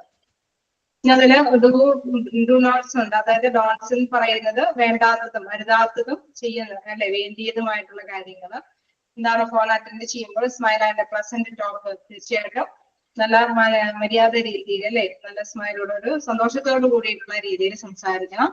സ്പീക്ക് ക്ലിയർലി, വ്യക്തമായ രീതിയിൽ തന്നെ സംസാരിക്കണം. മേക്ക് ദം വെൽക്കം, തീർച്ചയായിട്ടും വെൽക്കം ചെയ്തുകൊണ്ട് തന്നെ അല്ലെ പ്രധാനമായിട്ടും കോളുകൾ അറ്റൻഡ് ചെയ്യാനായിട്ട് ശ്രമിക്കണം. തന്നെ എന്താണ് അരുതാത്തത് എന്താണെന്നുള്ളത്, ഡിസ്ട്രാക്ട് എന്ന് വെച്ചെന്താണ് അല്ലെ, എന്താണ് ഫോൺ ഇങ്ങനെ എടുക്കുമ്പോൾ തന്നെ സംഭ്രമിച്ച് എന്താണെന്നൊക്കെയുള്ള കാര്യങ്ങൾ അവയും കൂടി നെഗറ്റീവ് ആയിട്ടുള്ള ഒരു ഇതിലേക്ക് ആവരുത്. പോസിറ്റീവ് അപ്രോച്ചോട് കൂടിയിട്ട് വെൽക്കം ചെയ്തിട്ടൊക്കെ ഫോണുകൾക്ക് മറുപടി കൊടുക്കാനായിട്ട് തയ്യാറാവണം. ഷൗട്ട് ഓർ വിസ്പർ, അതായത് ഒച്ച വെച്ചോ അല്ലെങ്കിൽ കുശുകുശിക്കുന്ന രീതിയിലൊന്നും മറുപടികളൊന്നും പറയരുത്. ഹോൾഡ് ഫോർ ടു ലോങ്, അതായത് റിസീവർ എടുത്തിട്ട് ഒരുപാട് നേരം ഇങ്ങനെ അല്ലെ മറ്റു പ്രവർത്തികളിലേക്കൊന്നും ഏർപ്പെട്ട് പോകരുത്. അവിടെ അപ്പുറത്തെ വശത്ത് ഇരിക്കുന്ന വ്യക്തിയെ പരിഗണിക്കണം അല്ലെ. അവർക്ക് ആവശ്യമായിട്ടുള്ള ചിലപ്പോൾ വേണമെങ്കിൽ നമുക്കറിയാം, ചിലപ്പോഴൊക്കെ മനുഷ്യനാണ് 2 മിനിറ്റ് ഒക്കെ പല കാര്യങ്ങളും ടാസ്കുകളൊക്കെ അറ്റൻഡ് ചെയ്യേണ്ടതുണ്ട് എങ്കിൽ കൃത്യമായിട്ട് അനുവാദത്തോട് കൂടിയിട്ട് അല്ലെ ഒരു 2 മിനിറ്റ് വെയിറ്റ് ചെയ്യണേ. നമ്മൾ ആ മര്യാദയോട് കൂടിയിട്ട് അവർക്ക് അവരുടെ ഡ്യൂട്ടി തുടരണം. അപ്പൊ അത്തരത്തിലുള്ള കാര്യങ്ങളാണ് ഇവിടെ പറഞ്ഞിരിക്കുന്നത്. ഓക്കെ, ജസ്റ്റ് വായിക്കുക. ഇതോടുകൂടി നമ്മുടെ ഓഫീസ് ക്ലോസ് ചെയ്യാണ്.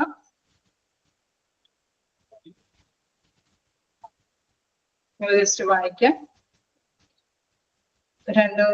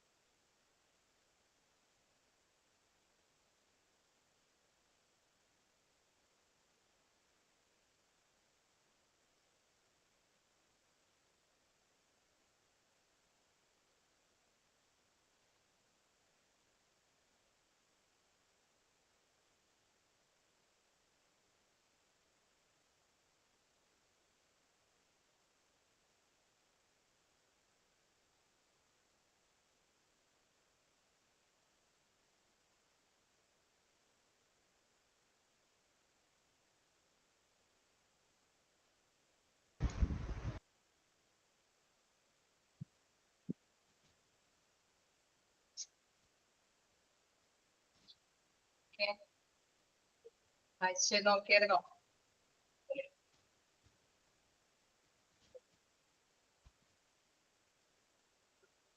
ക്ലിയർ ആണോ? നമുക്ക് മെയിൻ പോയിന്റ്സിലേക്ക് പോകാം. ഈ ഓപ്പറേഷൻ തിയേറ്ററിലേക്ക് പോകാം. മെയിൻ പോയിന്റ്സ് നിങ്ങൾ കണ്ടായിരുന്നു. മെയിൻ പോയിന്റ്സ് ഞാൻ ജസ്റ്റ് നോട്ട് ചെയ്യണമെന്ന് പറഞ്ഞത് നോട്ട് ചെയ്ത് പോയിട്ടുണ്ടാവും.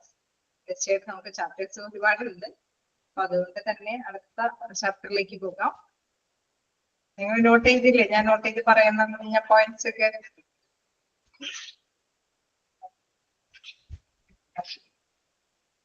അപ്പോ ജസ്റ്റ് ഇനി നെക്സ്റ്റ് ഇതിലേക്ക് പോകാം.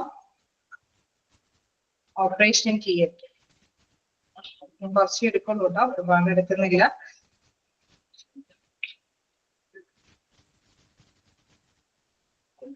നിങ്ങൾക്ക് ഇതിന് മുഷിഞ്ഞോ? ഒരുപാട് നേരമായിട്ട് കണ്ടിന്യൂസ് എന്നെ കേട്ട്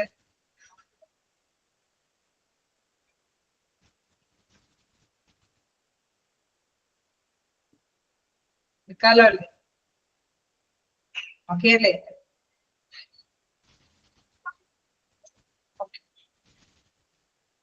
അപ്പൊ നമുക്ക് നെക്സ്റ്റ് ചാപ്റ്റർ എന്ന് പറയുന്നത് ഓപ്പറേഷൻ തിയേറ്റർ ആണ്. OT അല്ലെ? Operation theatre. ഹോസ്പിറ്റലിലെ നമുക്കറിയാം ഓപ്പറേഷൻ തിയേറ്റർ എന്നൊക്കെ കേൾക്കുമ്പോൾ നമുക്ക് പേടിയാണ് അല്ലെ? പൊതുവെ ഓപ്പറേഷൻ തിയേറ്ററിൽ സാധാരണയായിട്ട് ഓപ്പറേഷനുമായി ബന്ധപ്പെട്ട എന്തെങ്കിലും കാര്യങ്ങളൊക്കെ വരുമ്പോഴാണ് കയറ്റാറുള്ളത്. തീർച്ചയായും ആർക്കെങ്കിലും ഓപ്പറേഷന് വിധേയമായിട്ടൊക്കെ വന്നിട്ടുണ്ടോ? അങ്ങനെയുള്ളവർക്ക് ആ ഓപ്പറേഷൻ തിയേറ്ററിലേക്ക് നിങ്ങളൊന്ന് ആലോചിച്ചാൽ മതിയാവും. കുറച്ച് പേരൊക്കെ ഉണ്ടാവും. ഓക്കെ, പ്രഗ്നൻസി കേസുകളൊക്കെ സിസേറിയനൊക്കെ കാര്യങ്ങളൊക്കെ വരുമ്പോഴൊക്കെ ഓപ്പറേഷൻ തിയേറ്ററിലൊക്കെ കയറിയിട്ടുണ്ടാവും. ഓപ്പറേഷൻ തിയേറ്ററിൽ കയറുമ്പോൾ കുറെ ശ്രദ്ധകളുടെ കാര്യങ്ങളൊക്കെ ഉണ്ട് അല്ലെ? അവിടെ സാധാരണയായിട്ട് ഓപ്പറേഷൻ തിയേറ്ററിലേക്ക് കയറുന്നതിന് മുമ്പ് അവരെന്താണ് അല്ലെ സ്റ്റെറിലൈസേഷന് വേണ്ടിയിട്ട് എന്ന വെള്ളം അണുവിമുക്തമാക്കാൻ വേണ്ടിയിട്ടുള്ള രീതിയിലാക്കി എന്താണ് പ്രധാനമായിട്ടും പ്രത്യേകമായ രീതിയിലൊക്കെ ഡ്രസ്സുകളൊക്കെ ധരിച്ചിട്ടൊക്കെ തന്നെ കയറണം എന്ന് പറയും. അവിടെയുള്ള ഡോക്ടേഴ്സ് നഴ്സുമാരൊക്കെ ആണെങ്കിലും നമുക്കറിയാം അത്തരത്തിലുള്ള ഡ്രസ്സുകളൊക്കെ ആയിരിക്കും ധരിച്ചിട്ട് ആ ഒരു തിയേറ്ററിലേക്ക് വരുന്നത്. ദെൻ അവിടെ എല്ലാ സജ്ജീകരണങ്ങളും ഉണ്ടാവും അല്ലെ? പെട്ടെന്നുള്ള എന്തെങ്കിലും കാര്യങ്ങളൊക്കെ ഉണ്ടെങ്കിൽ അത് കൈകാര്യം ചെയ്യാനായിട്ടുള്ള പ്രത്യേകം മോണിറ്റർ ചെയ്യാനായിട്ടുള്ള സംവിധാനങ്ങളൊക്കെ ഉണ്ടാവും. ഡോക്ടേഴ്സുകളും അല്ലെ വ്യത്യസ്ത തരത്തിലുള്ള അനസ്തേഷ്യ ഡോക്ടർ ഉണ്ടാവും, അതേമാതിരി തന്നെ സർജൻ ഉണ്ടാവും, നഴ്സുമാർ അസിസ്റ്റ് ചെയ്യാനുള്ള നഴ്സുമാരുണ്ടാവും. പിന്നെ നമുക്കറിയാം കുറച്ച് എക്യുപ്മെന്റ്സുകൾ അല്ലെ? നമുക്ക് ഓപ്പറേഷനൊക്കെ കീറി മുറിക്കാനൊക്കെ ആയിട്ടുള്ള ചെറിയ ചെറിയ ടൂൾസുകളെല്ലാം എന്താണ് ഓപ്പറേഷൻ തിയേറ്ററിൽ ഉണ്ടായിരിക്കും. ഓക്കെ, പിന്നെ എല്ലാവർക്കും ഓടി ചെന്ന് കയറാൻ പറ്റും ഓപ്പറേഷൻ തിയേറ്ററിൽ? എല്ലാവർക്കും എല്ലാ നഴ്സുമാരൊക്കെ ഓപ്പറേഷൻ തിയേറ്ററിലേക്ക് ഏത് തരം പോകും?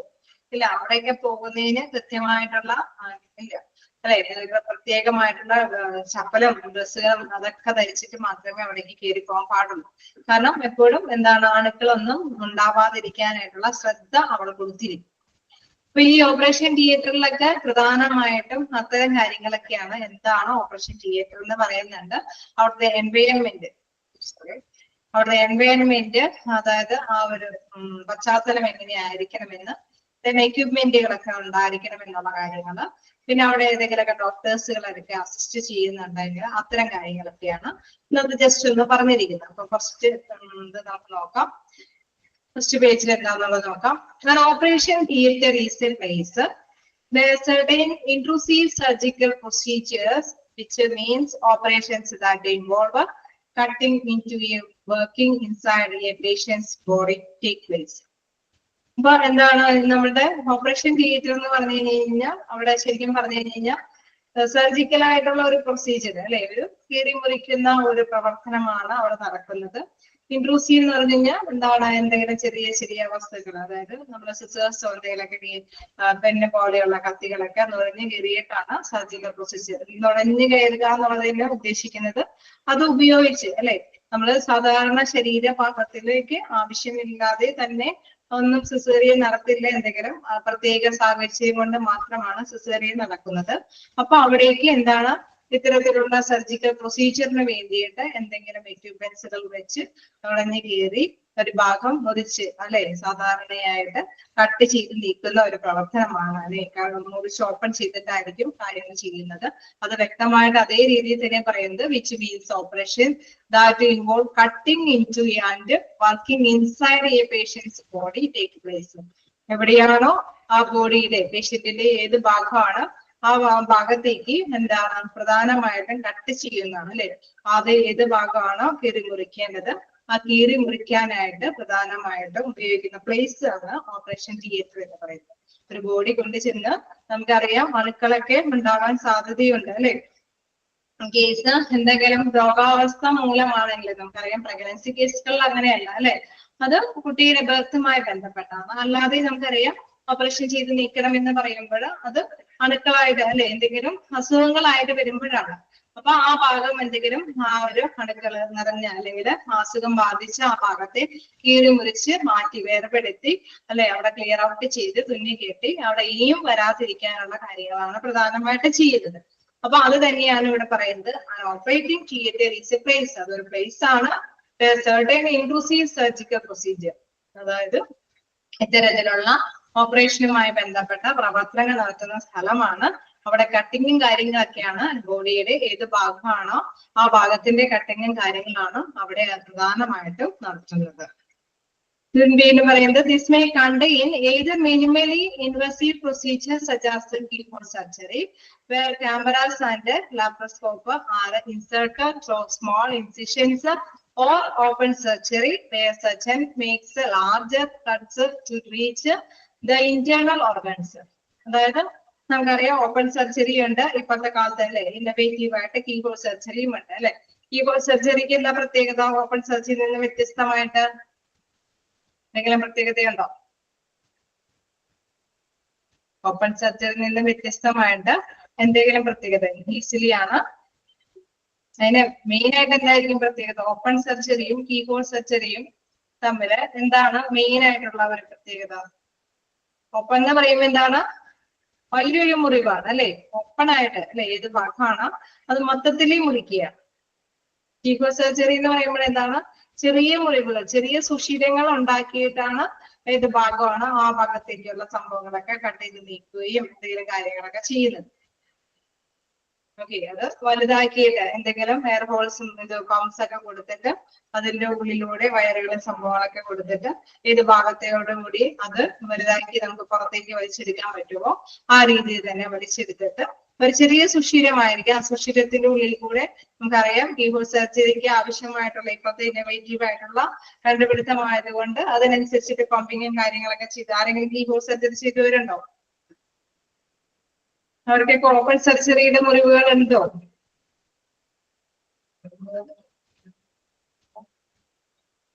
ആരും അങ്ങനത്തെ സർജറിക്ക് വിധേയമായിട്ടില്ല എന്ന് തന്നെ പറയുന്നത്. ഓപ്പൺ സർജറിയുടെ വിധേയമായിട്ടുണ്ടെന്നുള്ളതിനായിരിക്കും മനസ്സിലാക്കുന്നത്. ഓപ്പൺ സർജറിയുടെ അത്രയും മുറിവുകൾ ഉണ്ടാവില്ല അല്ലെ. ശരിയല്ലേ?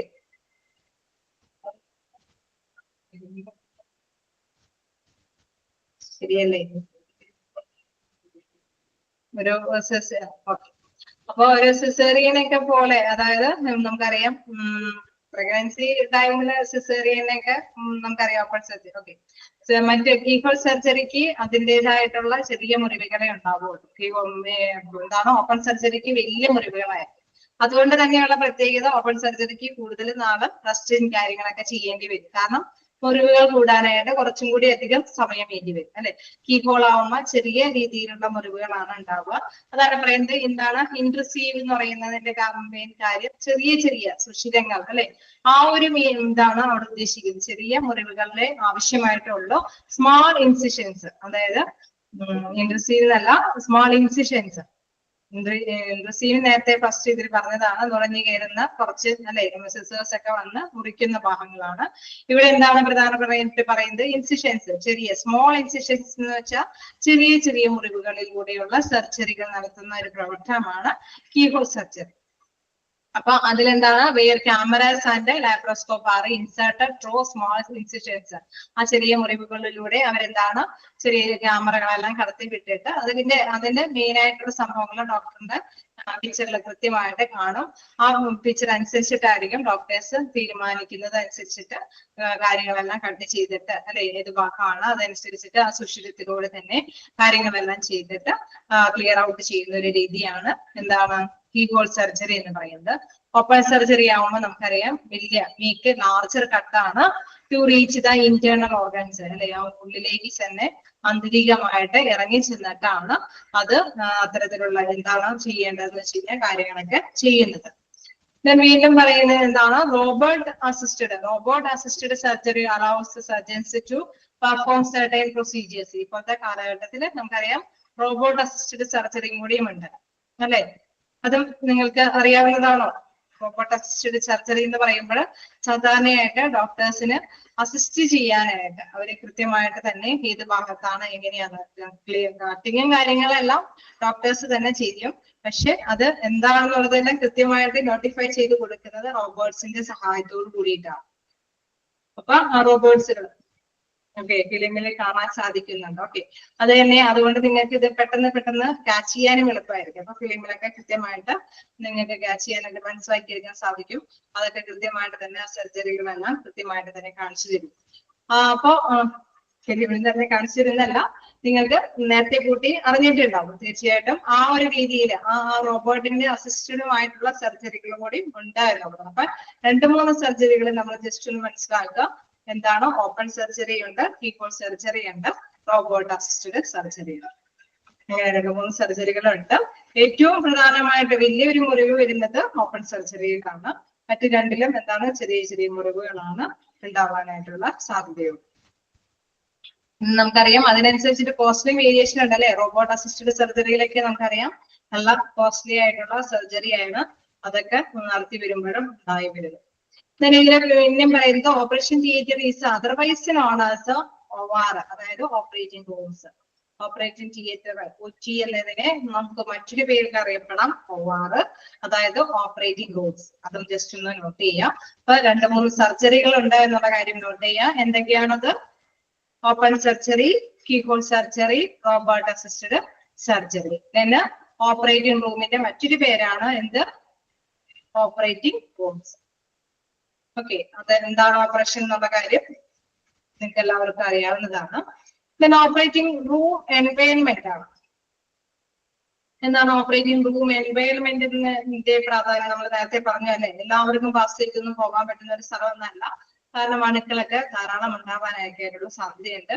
രോഗിക്കും ബുദ്ധിമുട്ടാണ് അല്ലെ. പുറത്തു നിന്ന് അണുക്കളൊക്കെ ഓപ്പറേഷനുമായി ബന്ധപ്പെട്ട് വരുമ്പോൾ ശരീരത്തിനുള്ളിലേക്ക് പ്രവേശിക്കാൻ സാധ്യതയുണ്ട്. അതോടൊപ്പം തന്നെ എന്താണ് രോഗി അല്ലെ എന്തെങ്കിലും രോഗാവസ്ഥയിൽ തന്നെ അണുക്കൾ നിറഞ്ഞ ഭാഗങ്ങളൊക്കെയാണ് കട്ട് ചെയ്ത് മാറ്റുന്നതെങ്കിൽ രോഗിയിൽ നിന്നും അല്ലെ എല്ലാവർക്കും മറ്റു ഭാഗങ്ങളിലേക്കൊക്കെ അണുക്കള് പ്രസരിക്കാനായിട്ടുള്ള സാധ്യതയുമുണ്ട്.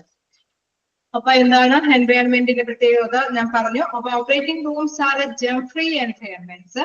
എപ്പോഴും എന്താണ് അണുവിമുക്തമായിട്ടുള്ള ഒരു പശ്ചാത്തലമായിരിക്കണം.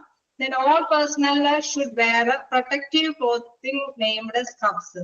അതായത് ഇത്തരത്തിലുള്ള വ്യക്തികൾ എല്ലാവരും തന്നെ അതിന്റെ ഡ്രസ്സുകൾ അല്ലെ സ്ക്രബ്സ് എന്ന് പറയുമ്പോൾ അവര് VIPന്റെ ഡ്രസ്സുകളൊക്കെ ധരിക്കേണ്ടതായിട്ട് വരും. As well as shoe covers, mask, caps, eye shield and other covering to prevent the spread of germs. അതായത് അണുക്കളൊന്നും സ്പ്രെഡ് ചെയ്യാതിരിക്കാൻ നമ്മൾ മറ്റുള്ളവരുടെ ശരീരത്തില് ഹെൽത്ത് വർക്കേഴ്സിന്റെ ആണെങ്കിലും ശരീരത്തിലൊന്നും വരാതിരിക്കാൻ വേണ്ടിയിട്ടുള്ള ശ്രദ്ധ കേന്ദ്രീകരിക്കുന്ന തരത്തില് മാസ്കുകളും ക്യാപ്പുകളും ഐ ഷീൽഡൊക്കെ ധരിച്ചിട്ട് വേണം എന്താണ് പ്രധാനമായിട്ടും ഓപ്പറേഷൻ തിയേറ്ററിലേക്ക് പ്രവേശിക്കാനായിട്ട്. Then operating room should be luminous and the temperature should be very cool. അതായത് ലൂമിനിയസ് എന്ന് വെച്ച് കഴിഞ്ഞാൽ നല്ല തെളിച്ചമുള്ളതായിരിക്കും അല്ലെ. നമുക്കറിയാം ഓപ്പറേഷൻ എന്ന് പറഞ്ഞാൽ വളരെ ശ്രദ്ധയോടും കൂടി കട്ട് ചെയ്യണം അല്ലെ. അത് അവിടെ ഭയങ്കര പ്രകാശം ഉണ്ടായാൽ മാത്രമേ അവർക്ക് കൃത്യമായിട്ട് വ്യക്തമായിട്ട് കാണാനായിട്ട് സാധിക്കുള്ളൂ. അതോടൊപ്പം തന്നെ എന്താണ് അവിടെ നല്ല തണുത്ത അന്തരീക്ഷവും ആയിരിക്കണം. എന്താ പിന്നെ പറയുന്നത്? Operating rooms should be air conditioned to help prevent infection through bacterial filtration system. അതായത് ഇത് പ്രധാനമായിട്ട് ഉദ്ദേശിക്കുന്നത് അല്ലെ അവിടെ എന്താണ് എയർ കണ്ടീഷൻഡ് ആയിരിക്കണം എന്ന് പറയാൻ കാരണം ബാക്ടീരിയകളൊന്നും അല്ലെ അവര് വീണ്ടും വളർച്ച ഉണ്ടാവാതിരിക്കാൻ വേണ്ടിയിട്ടാണ്. അതൊന്നും പറ്റിപ്പിടിച്ച് അതിനെ വീണ്ടും വീണ്ടും അത് അണുക്കളൊക്കെ എന്താണ് വളർച്ച പ്രാപിക്കാതിരിക്കാനായിട്ടുള്ള ശ്രദ്ധ കേന്ദ്രീകരിക്കാനാണ് അവിടെ കൂളായിരിക്കണമെന്ന് പ്രധാനമായിട്ടും എടുത്തു പറയുന്നത്. അപ്പൊ ഓപ്പറേറ്റിംഗ് റൂമിന്റെ കാര്യം പറഞ്ഞു. അതോടൊപ്പം തന്നെ ഓപ്പറേറ്റിംഗ് റൂമിൽ ഉപയോഗിക്കുന്ന സ്ക്രബ് അല്ലെ, അവിടെ ഉപയോഗിക്കേണ്ട വേഷവിധാനത്തിന്റെ കാര്യവും പറഞ്ഞു. പ്രധാനമായിട്ടും ഷൂ കവേഴ്സ് അല്ലെ, നമുക്ക് ചപ്പലിന്റെ കാര്യം, മാസ്കുകള്, ഗ്യാപ്സ്, ഐ ഷീൽഡ് ഇതെല്ലാം ഉപയോഗിച്ചിട്ടാണ് ഓപ്പറേറ്റിംഗ് റൂമിൽ പ്രവേശിക്കാൻ പാടുള്ളൂ. എപ്പോഴും എന്താണ് ജെഫ്രി ആയിരിക്കണം. അതേപോലെ തന്നെ എപ്പോഴും കൂളായിരിക്കണം. ഇതിന് എന്താണ് ലുമിനിയസ് അല്ലെ, എന്നുവെച്ചാൽ എന്താണ് നല്ല വെളിച്ചമുള്ള ഒരു പ്ലേസുമായിരിക്കും. അത്തരം കാര്യങ്ങളും ഒന്ന് നോട്ട് ചെയ്യുക. ഇതാണ് സ്ക്രബ്സ്. സ്ക്രബ്സിൽ ഉൾപ്പെടുന്ന ഇതുകൾ എന്തൊക്കെയാണ്? മാസ്ക്, ക്യാപ്സ്, ഐ കവേഴ്സ് ഒക്കെ നിങ്ങൾ നോട്ട് ചെയ്യുക. ഒപ്പം തന്നെ എന്താണ് ലൂമിനിയസ്, ആ ഒരു പ്ലേസ് അല്ലെ, റൂമുകൾ എപ്പോഴും നല്ല ലൈറ്റ് ഉള്ളതായിരിക്കണം. Should be luminous and temperature should be dash. എന്തായിരിക്കും? വെരി കൂൾ അല്ലെ, അത് വെരി കൂൾ ആയിരിക്കണം എന്നുള്ള കാര്യം ഓർത്ത് വെക്കുക. ഓക്കെ, ക്ലിയർ അല്ലേ? ഓപ്പറേറ്റിംഗ് സർജറികളും ഓപ്പറേറ്റിംഗ് റൂം എൻവയോൺമെന്റും ഒക്കെ അല്ലേ? നെക്സ്റ്റ് എന്താണ്? Operating room equipment. അതായത് അവിടെയുള്ള മതിയായ എക്യുപ്മെന്റ്സുകൾ, എന്തൊക്കെ ഉപകരണങ്ങളാണ് അവിടെ വേണ്ടത് എന്നുള്ളത്. And operating rooms has special equipment like respiratory and cardiac support, emergency resuscitative device, patient monitors and diagnostic tools, etc. അതായത് നമുക്കറിയാം ഓപ്പറേഷന് വിധേയമാകുന്നത് എപ്പോഴും വയ്യായിക അല്ലെ, എന്തെങ്കിലും നമ്മള് ബർത്തിനുമായി ബന്ധപ്പെട്ട പ്രഗ്നൻസി മാറ്റി നിർത്തി കഴിഞ്ഞാൽ ഓപ്പറേഷൻ നടത്തുന്നത് എന്തെങ്കിലും വയ്യായികളൊക്കെ മാറ്റാൻ വേണ്ടിയിട്ടാണ് അല്ലെ.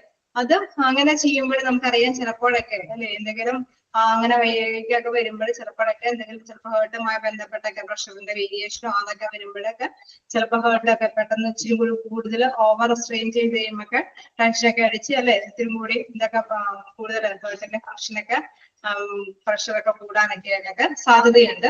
അതേമാതിരി തന്നെ എമർജൻസി ആയിട്ട് എന്തെങ്കിലും കാര്യങ്ങളൊക്കെ ഉണ്ടാവാനായിട്ട് അപ്പൊ നമ്മൾ പൾസും കാര്യങ്ങളൊക്കെ കൃത്യമായിട്ട് തന്നെ മോണിറ്റർ ചെയ്യുന്ന ഒരു സംവിധാനം അവിടെ ഉണ്ടായിരിക്കും.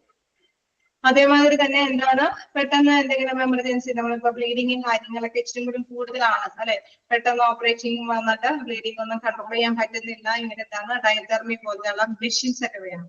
ഡയതർമി മെഷീൻസ് എന്നൊക്കെ പറഞ്ഞു കഴിഞ്ഞാൽ എന്താണ് ബ്ലഡിന്റെ ഒരു അത് കൺട്രോൾ ചെയ്യാൻ വേണ്ടിയിട്ട് ഉപയോഗിക്കുന്ന മെഷീനാണ്. അത് പെട്ടെന്ന് എന്തെങ്കിലും അല്ലെ ഡിഫിബ്രിലേറ്റർ പോലെയുള്ള മെഷീൻ എന്നൊക്കെ പറഞ്ഞു കഴിഞ്ഞാൽ പെട്ടെന്ന് എന്തെങ്കിലും നരച്ചു പോവുകയാണ് അല്ലെ, ആ ഇടുക്കിലൊക്കെ നരച്ചു പോകുമ്പോൾ ഹേർട്ടിന്റെ ഫംഗ്ഷൻ നരച്ചു പോകുമ്പോൾ പെട്ടെന്ന് തന്നെ ഒന്നും കൂടി അല്ലെ ഒരു നെഞ്ചിൽ ആ ഒരു ഡിഫിബ്രിലേറ്റർ മെഷീന്റെ പ്രത്യേകത ജസ്റ്റ് ഒന്ന് നെഞ്ചിനോട് ചേർത്ത് വെക്കുമ്പോൾ അത് സ്പന്ദിച്ചു തുടങ്ങും. തീർച്ചയായിട്ടും ആ ഒരു വീണ്ടും അവർക്ക് ആ ഒരു ഫംഗ്ഷൻ അല്ലെ വീണ്ടും തന്നെ ശ്വാസം അല്ലെ ആ ഒരു ചലനം സങ്കോച വികാസങ്ങളൊക്കെ നേടിയെടുക്കാൻ സാധിക്കും. പിന്നെ ഫസ്റ്റ് എയ്ഡും കാര്യങ്ങളൊക്കെ ഡോക്ടറിന് കണ്ടിന്യൂസ് ആയിട്ട് മെഡിസിനും കാര്യങ്ങളൊക്കെ കൈകാര്യം ചെയ്യാനൊക്കെ സാധിക്കും.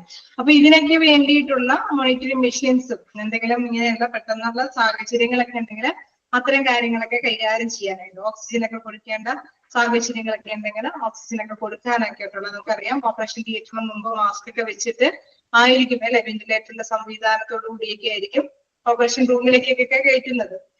കാരണം അങ്ങനത്തെ എന്തെങ്കിലും സിംറ്റംസ് വന്നു കഴിഞ്ഞാൽ അപ്പൊ തന്നെ അത്തരത്തിലുള്ള പ്രവർത്തനങ്ങൾ അല്ലെ അത് സാധ്യമാക്കാനായിട്ടാണ് അത്തരം കാര്യങ്ങളൊക്കെ ചെയ്യുന്നത്. പിന്നെ അതേമാതിരി തന്നെ ഡയഗ്നോസ്റ്റിക് ടൂൾസ് എന്ന് പറയുമ്പോൾ ചിലപ്പോഴൊക്കെ അല്ലെ ഡോക്ടേഴ്സിന് ഒന്ന് എന്താണ് ഒരു എക്സ്റേ ഒക്കെ എന്തെങ്കിലും നമുക്കറിയാം ചിലപ്പോഴൊക്കെ ഇങ്ങനെ ഓപ്പറേറ്റ് ചെയ്ത് ഒന്ന് നേരെ തുറന്നൊക്കെ കഴിയുമ്പോൾ അതിന്റെ ഒരു പിക്ചർ എടുക്കണം എന്നൊക്കെ ഉണ്ടെങ്കിൽ ഡോക്ടേഴ്സിന്റെ നിർദ്ദേശം ഉണ്ടെങ്കിൽ അതിനനുസരിച്ചിട്ടുള്ള റേഡിയോഗ്രാഫേഴ്സ് ഒക്കെ കയറി അത് പിക്ചറൊക്കെ എടുക്കേണ്ടതൊക്കെ ആയിട്ട് വരും. ഏത് ഭാഗത്താണോ ആ ഭാഗത്തൊക്കെ പിക്ചറും കാര്യങ്ങളൊക്കെ ജസ്റ്റ് ഒന്ന് അവരുടെ കൺട്രോളോട് കൂടിയൊക്കെ എടുക്കേണ്ടതായിട്ടൊക്കെ വരും. അപ്പൊ അങ്ങനെയുള്ള ഡയഗ്നോസ്റ്റിക് ടൂൾസുകളെല്ലാം എന്താണ് ഓപ്പറേറ്റിംഗ് റൂമിൽ ആവശ്യമായിട്ട് വരും എന്നുള്ളത്.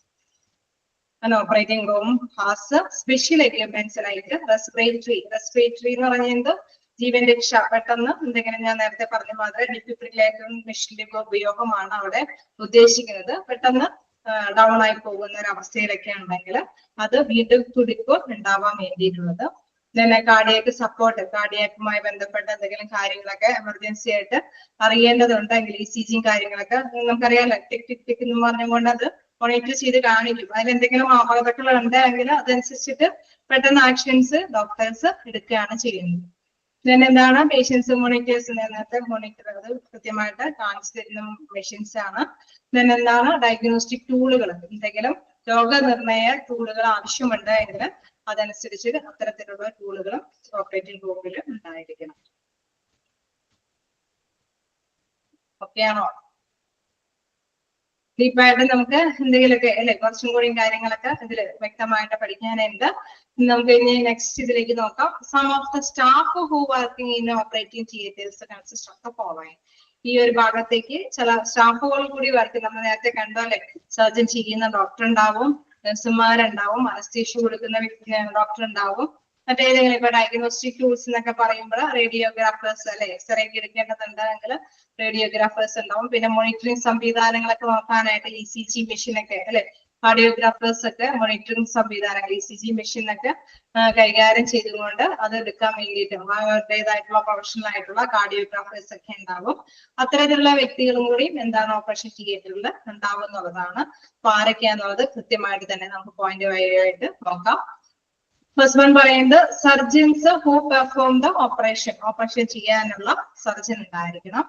then എന്താണ് anaesthetists who give anaesthetics to restrain pain both before and during the operation. നമുക്കറിയാം നേരത്തെ അല്ലെ ഒരുപാട് പെയിൻ നേരത്തെ കൂട്ടിയിട്ടാണ് നമ്മൾ അനസ്തേഷ്യ കൊടുക്കുന്നത്. അതിനുശേഷം പ്രോഗ്രാം അല്ലെ, ഇത് തീർച്ചയായിട്ടും ഓപ്പറേഷൻ നടത്തിക്കൊണ്ട് ഇരിക്കുമ്പോഴൊന്നും അത് അറിയാൻ പാടില്ല അല്ലെ, പെയിൻ ഒന്നും അറിയാതിരിക്കാൻ വേണ്ടിയിട്ടാണ് അനസ്തേഷ്യ കൊടുക്കുന്നത്. ഡ്യൂറിങ് ദ സമയത്തും എന്താണ് ഓപ്പറേഷൻ കൊടുക്കുക. കുറച്ച് സമയത്തിന് ശേഷമാണ് റിക്കവർ ചെയ്യുന്നത് അല്ലെ, ഒരു കുറച്ച് സമയം വരേക്കും ഉള്ള ടൈമിൽ അനസ്തേഷ്യ കൊടുക്കാനുള്ള അനസ്തെറ്റിക്സ് അവിടെ ഉണ്ടായിരിക്കണം. പിന്നെ എന്താണ് theatre nurse who take care of patients throughout all 4 stages of the operation. അതായത് തിയേറ്റർ നഴ്സുമാർ നമുക്കറിയാം ഓപ്പറേഷൻ മുന്നേ തന്നെ അവർ കൃത്യമായിട്ട് പേഷ്യൻസിനോട് എന്തൊക്കെ ചെയ്യണമെന്നാൽ മുടിയൊക്കെ ആണെങ്കിൽ ഇങ്ങനെ കെട്ടണം, ഡ്രസ്സുകൾ ഉപയോഗിക്കണം, ജ്വല്ലറി സാധനങ്ങളൊക്കെ ഉണ്ടെങ്കിൽ ഓർണമെന്റ്സ് ഒക്കെ ഉണ്ടെങ്കിലും മാറ്റി വെക്കണം, അങ്ങനെയുള്ള കാര്യങ്ങളൊക്കെ നിർദ്ദേശിക്കുന്നുണ്ടാവും. അങ്ങനെ ഫസ്റ്റ് സ്റ്റേജിൽ ഈ പേഷ്യന്റിനോടൊപ്പം ഉണ്ടാവും.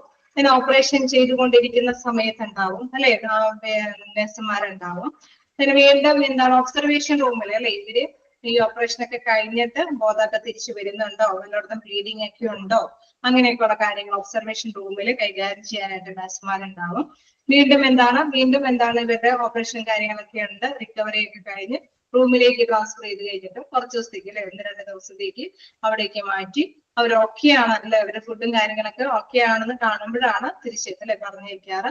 ഓപ്പറേഷൻ കഴിഞ്ഞ് ഉടനെ തന്നെ പറഞ്ഞേക്കോ ഇല്ല, ഇച്ചിരി നേരം ഓപ്പറേഷൻ ഒബ്സർവേഷനിൽ നോക്കൂ. അതിനുശേഷം വീണ്ടും ഒരു ദിവസത്തേക്കെങ്കിലും അല്ലെ എന്തെങ്കിലും ചെറുതായിട്ടൊക്കെയുള്ള കാര്യങ്ങളൊക്കെ ഉണ്ടെങ്കിൽ കൈകാര്യം ചെയ്യാനായിട്ട് വലിയ പ്രശ്നമൊന്നും ഇല്ലാന്ന് ഉറപ്പ് വരുത്തുന്നവരേക്കും അവര് ട്രീറ്റ്മെന്റ് ചെയ്യും. അങ്ങനെ 4 സ്റ്റേജുകളിലും ആരുണ്ടാവും, പേഷ്യന്റിനോടൊപ്പം നഴ്സുമാര് ഉണ്ടായിരിക്കും.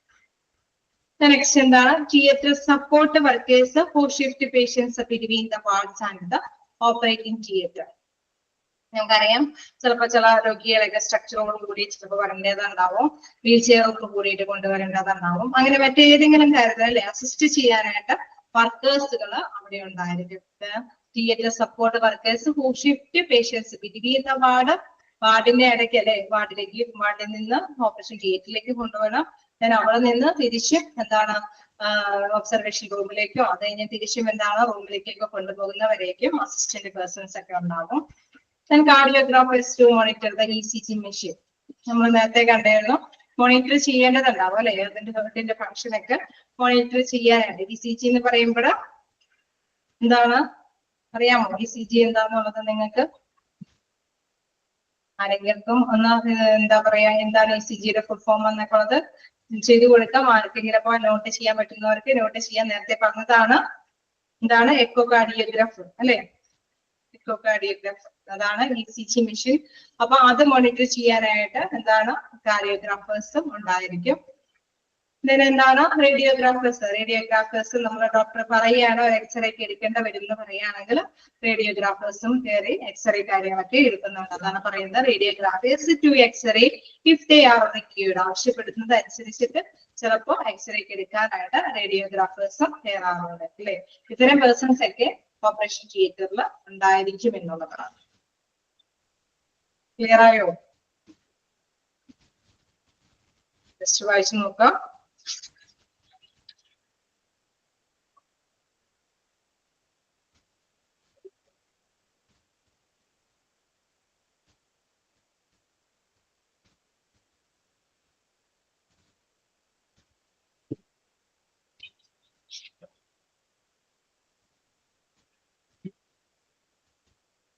നിങ്ങൾ ആ കാർഡിയോഗ്രാഫേഴ്സ് ഒക്കെ ഒന്ന് നോട്ട് ചെയ്തേരെ കേട്ടോ. മോണിറ്റർ ECG മെഷീൻ ഒക്കെ ഉള്ളത് തയ്യാറായിട്ടെങ്കിലൊക്കെ ചോദിച്ചു കഴിഞ്ഞാല് അതൊക്കെ ഒന്ന് നോട്ട് ചെയ്തേരെ. Cardiographers, monitor ECG machine. then ആരാണ് എക്സ്റേ അതൊക്കെ എടുക്കുന്നത് ആരാണെന്ന് ചോദിച്ചു കഴിഞ്ഞാലും റേഡിയോഗ്രാഫേഴ്സ് അല്ലെ, അതൊന്നും മാറി പോവാതിരിക്കാനായിട്ട് ശ്രദ്ധിക്കുക. പിന്നെ 4 സ്റ്റേജസിൽ നഴ്സുമാരുണ്ടാവും അല്ലെ. Patients through all dash stages എന്ന് പറയുമ്പോൾ ഒരു 4 സ്റ്റേജസ് ഉണ്ട്. ഞാൻ നേരത്തെ പറഞ്ഞു എന്താണ്. ഓപ്പറേഷന് മുമ്പ്, ഓപ്പറേഷന്റെ ടൈമില്, ഓപ്പറേഷൻ കഴിഞ്ഞ ഒബ്സർവേഷൻ ടൈമില്, വീണ്ടും റൂമിലേക്ക് ഷിഫ്റ്റ് ചെയ്ത് അവിടേക്കും അല്ലെ പരിചരിക്കുമ്പോഴൊക്കെ നഴ്സുമാരുടെ സേവനം ആവശ്യമാണ്. ആരാണ് അനസ്തീഷ്യ കൊടുക്കുന്നത്? അനസ്തേസിസ്റ്റ് അല്ലെ, അദ്ദേഹമാണ് അനസ്തീഷ്യ കൊടുക്കുന്നത്. പിന്നെ നമുക്കറിയാം അല്ലെ, ഓപ്പറേഷൻ ചെയ്യുന്നതും സർജന്മാരാണ്. അത്തരം കാര്യങ്ങളൊക്കെ ജസ്റ്റ് ഒന്ന് നോട്ട് ചെയ്തേരെ, അണ്ടർലൈൻ ചെയ്ത് പോയാൽ മതി, നിങ്ങൾക്ക് മനസ്സിലാവും അല്ലെ. എക്യുപ്മെന്റ്സിന്റെ കാര്യമാണെങ്കിലും ജസ്റ്റ് കുറച്ച് കാര്യങ്ങൾ ഇത്തരത്തിലുള്ള cardiac support, emergency assistant device, patient monitor ചെയ്യാനുള്ളത്, ഡയഗ്നോസ്റ്റിക് ടൂൾ. നിങ്ങളെ ഒരു എക്സാമ്പിൾ ഒക്കെ വേണമെങ്കിൽ ഈ പറഞ്ഞോണം ECG, എക്സ്റേ ഒക്കെ കാര്യങ്ങളൊക്കെ അല്ലെ, രോഗനിർണയത്തിനാണ് എക്സ്റേ ഒക്കെ നടത്തുന്നത്. അതെന്താണെന്നുള്ളത് കൃത്യമായിട്ട് മനസ്സിലാക്കിയെടുക്കാനായിരിക്കും.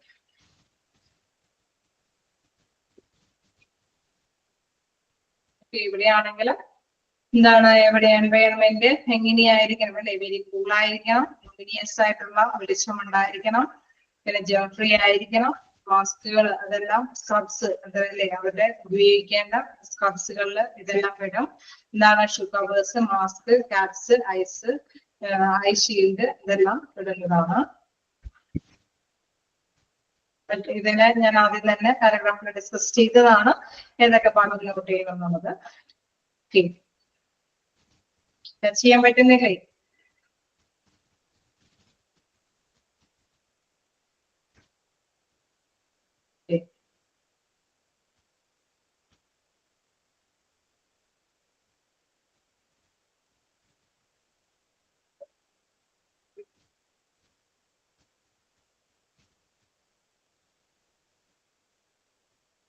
നെക്സ്റ്റ് ഭാഗം എടുക്കണോ? കണ്ടിന്യൂ ചെയ്യണോ?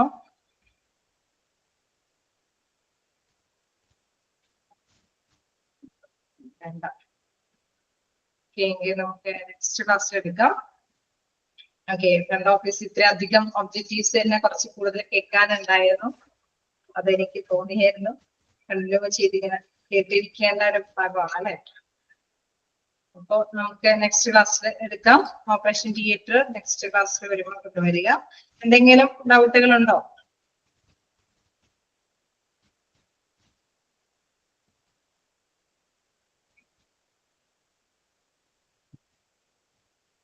ഇതുവരെയും എന്തെങ്കിലും ഡൗട്ടുകൾ ഉണ്ടോ?